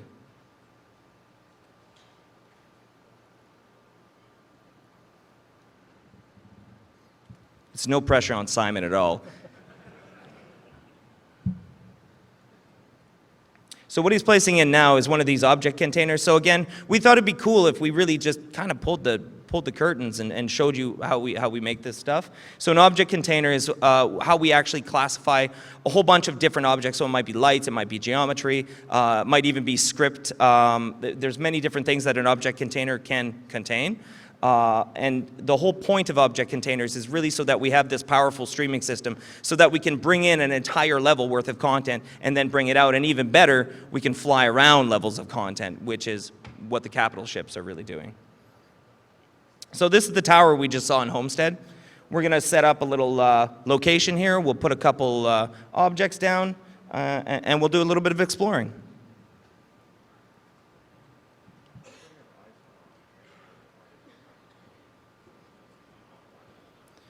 So you see how quickly the designer actually controls the procedural distribution of the trees, grass, groups of objects. And this isn't restricted to vegetation, right? You can do this with rocks. You can do this with grass. You can do this with buildings, maybe, question mark? We'll get to that at some point, I'm sure.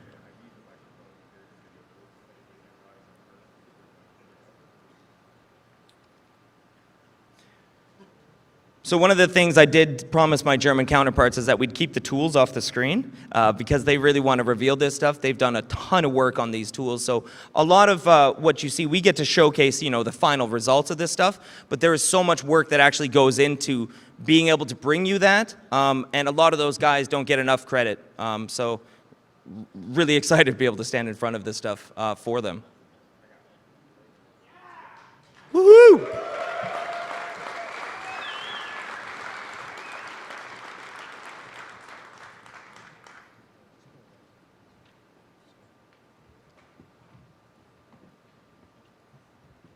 So he's dressing up the scene a little bit. He's trying to make it a little bit nicer looking. We've got a special little prop here that Simon seems to like to drop in. You might recognize it. So we're creating a little home for this crab. I think he lives under the tower. Yeah. Maybe he's got a family.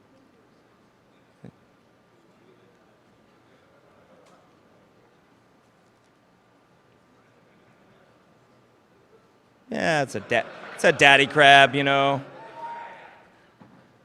Yeah. Now we're talking, Simon. Now we're talking.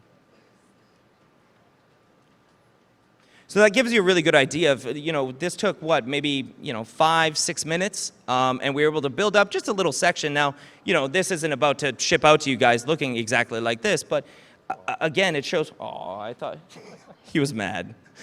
We would ship it, Simon. We would ship it. You would all play it, I'm sure. So again, we need to be able to create this content super quickly, but still have that artist input, because if you don't have that artist input, eventually you end up with very generic looks, and we can't give you these moments that we really are excited to share with you. So what do you think? Should we show that? All right, so the last little bit of this is kind of a fun bit. Is in a lot of game levels, the thing is that you're in a skybox. Like, what is so hard to wrap your head around is that that's not a skybox. That's actual atmosphere scattering that's happening. The sky is blue because the light scatters, right? So let's just kind of prove that to you. Those little sprites in the sky, they're not really sprites. Those are other planets. So let's see if we can explore one of those.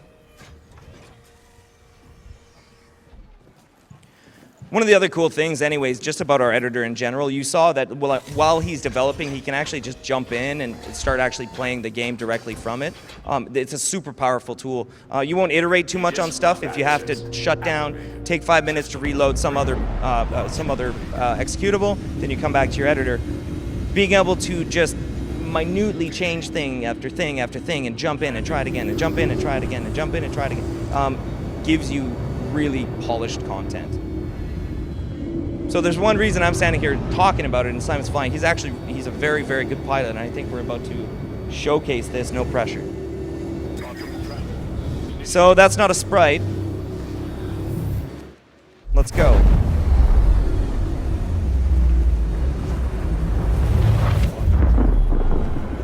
All right. So a little bit of a different looking planet here. So this is kind of showing off a little more of the exotic ecosystem that we can do, and we barely just scratched the surface on how far we can really take the exotic bits. These are sulfur lakes. This place probably just stinks. I mean, it's super hot. The sunset, though, that you can see, again, with the atmosphere scattering, we get this for free. You know, not for free. I mean, somebody worked very, very hard on it, Carson Wenzel. But in terms of actually running in the game, when the sun comes down on the horizon, yeah, we're going to get that scattering. We get natural day-night cycles because, well, the planet's rotating. So you see they're doing a bit of mining here, but he's brave. All right.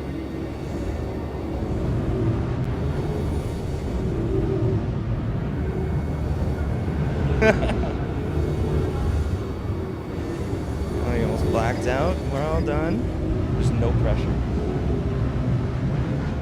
But we really wanted to show you, again, like, without having too big of a demo put around it, we wanted to show you how we kind of, level design jazz, Simon called it earlier, just something a little bit improv. And, oh, what's this?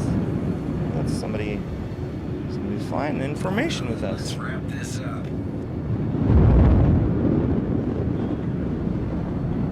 had there was no.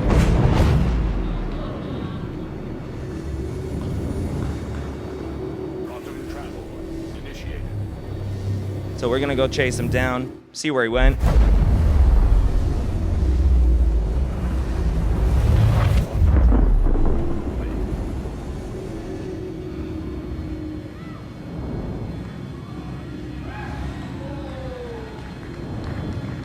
So it's an interesting ship there. All right, so we've given away way too much already. They want me to get off, I know it. I'm so sorry. All right, thanks a lot, guys. I hope you liked seeing how we actually build all this stuff for you.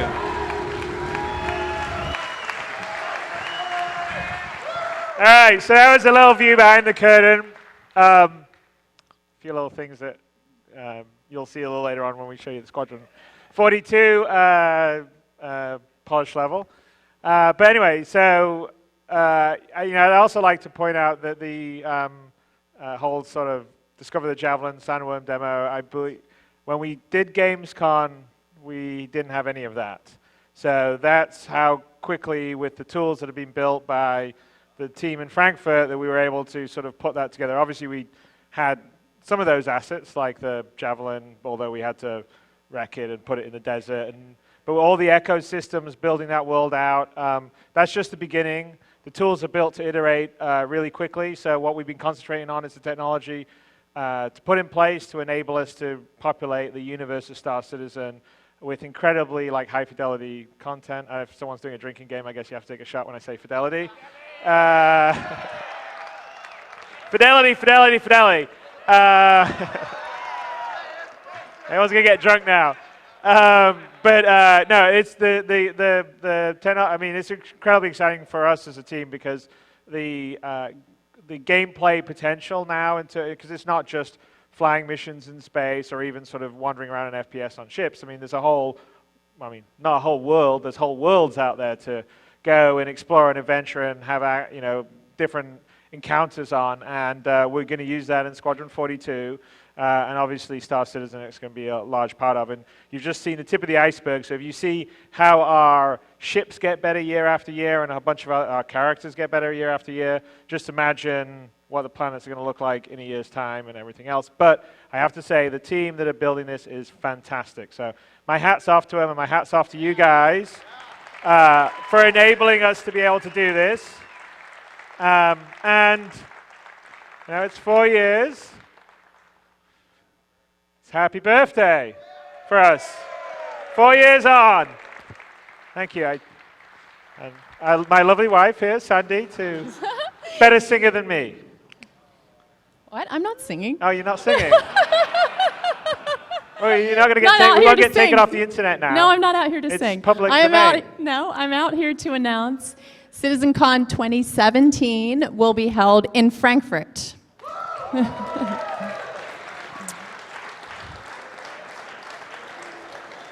So as soon as we have all the details, we will share them. And I'd like to give it up for all of the staff who have put in hours and hours and hours all around the world, all our 363 staff. And our volunteers, where are our volunteers? Okay, they're coming.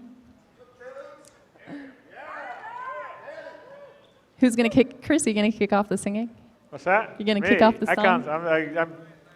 My singing's awful. Happy birthday to you. Happy birthday to you.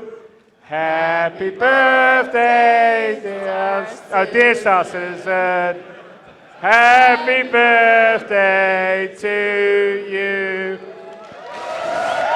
There you go.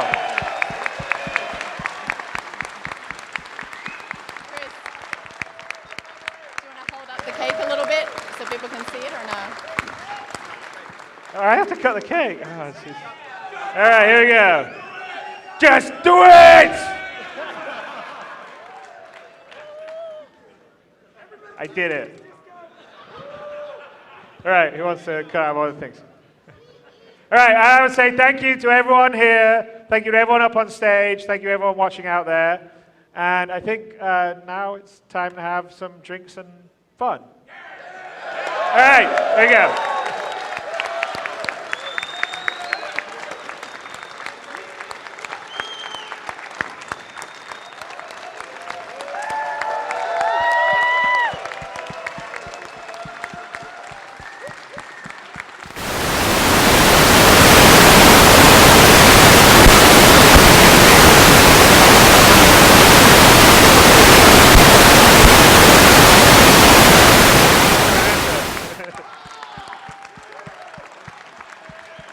Let's have some cake. Come on.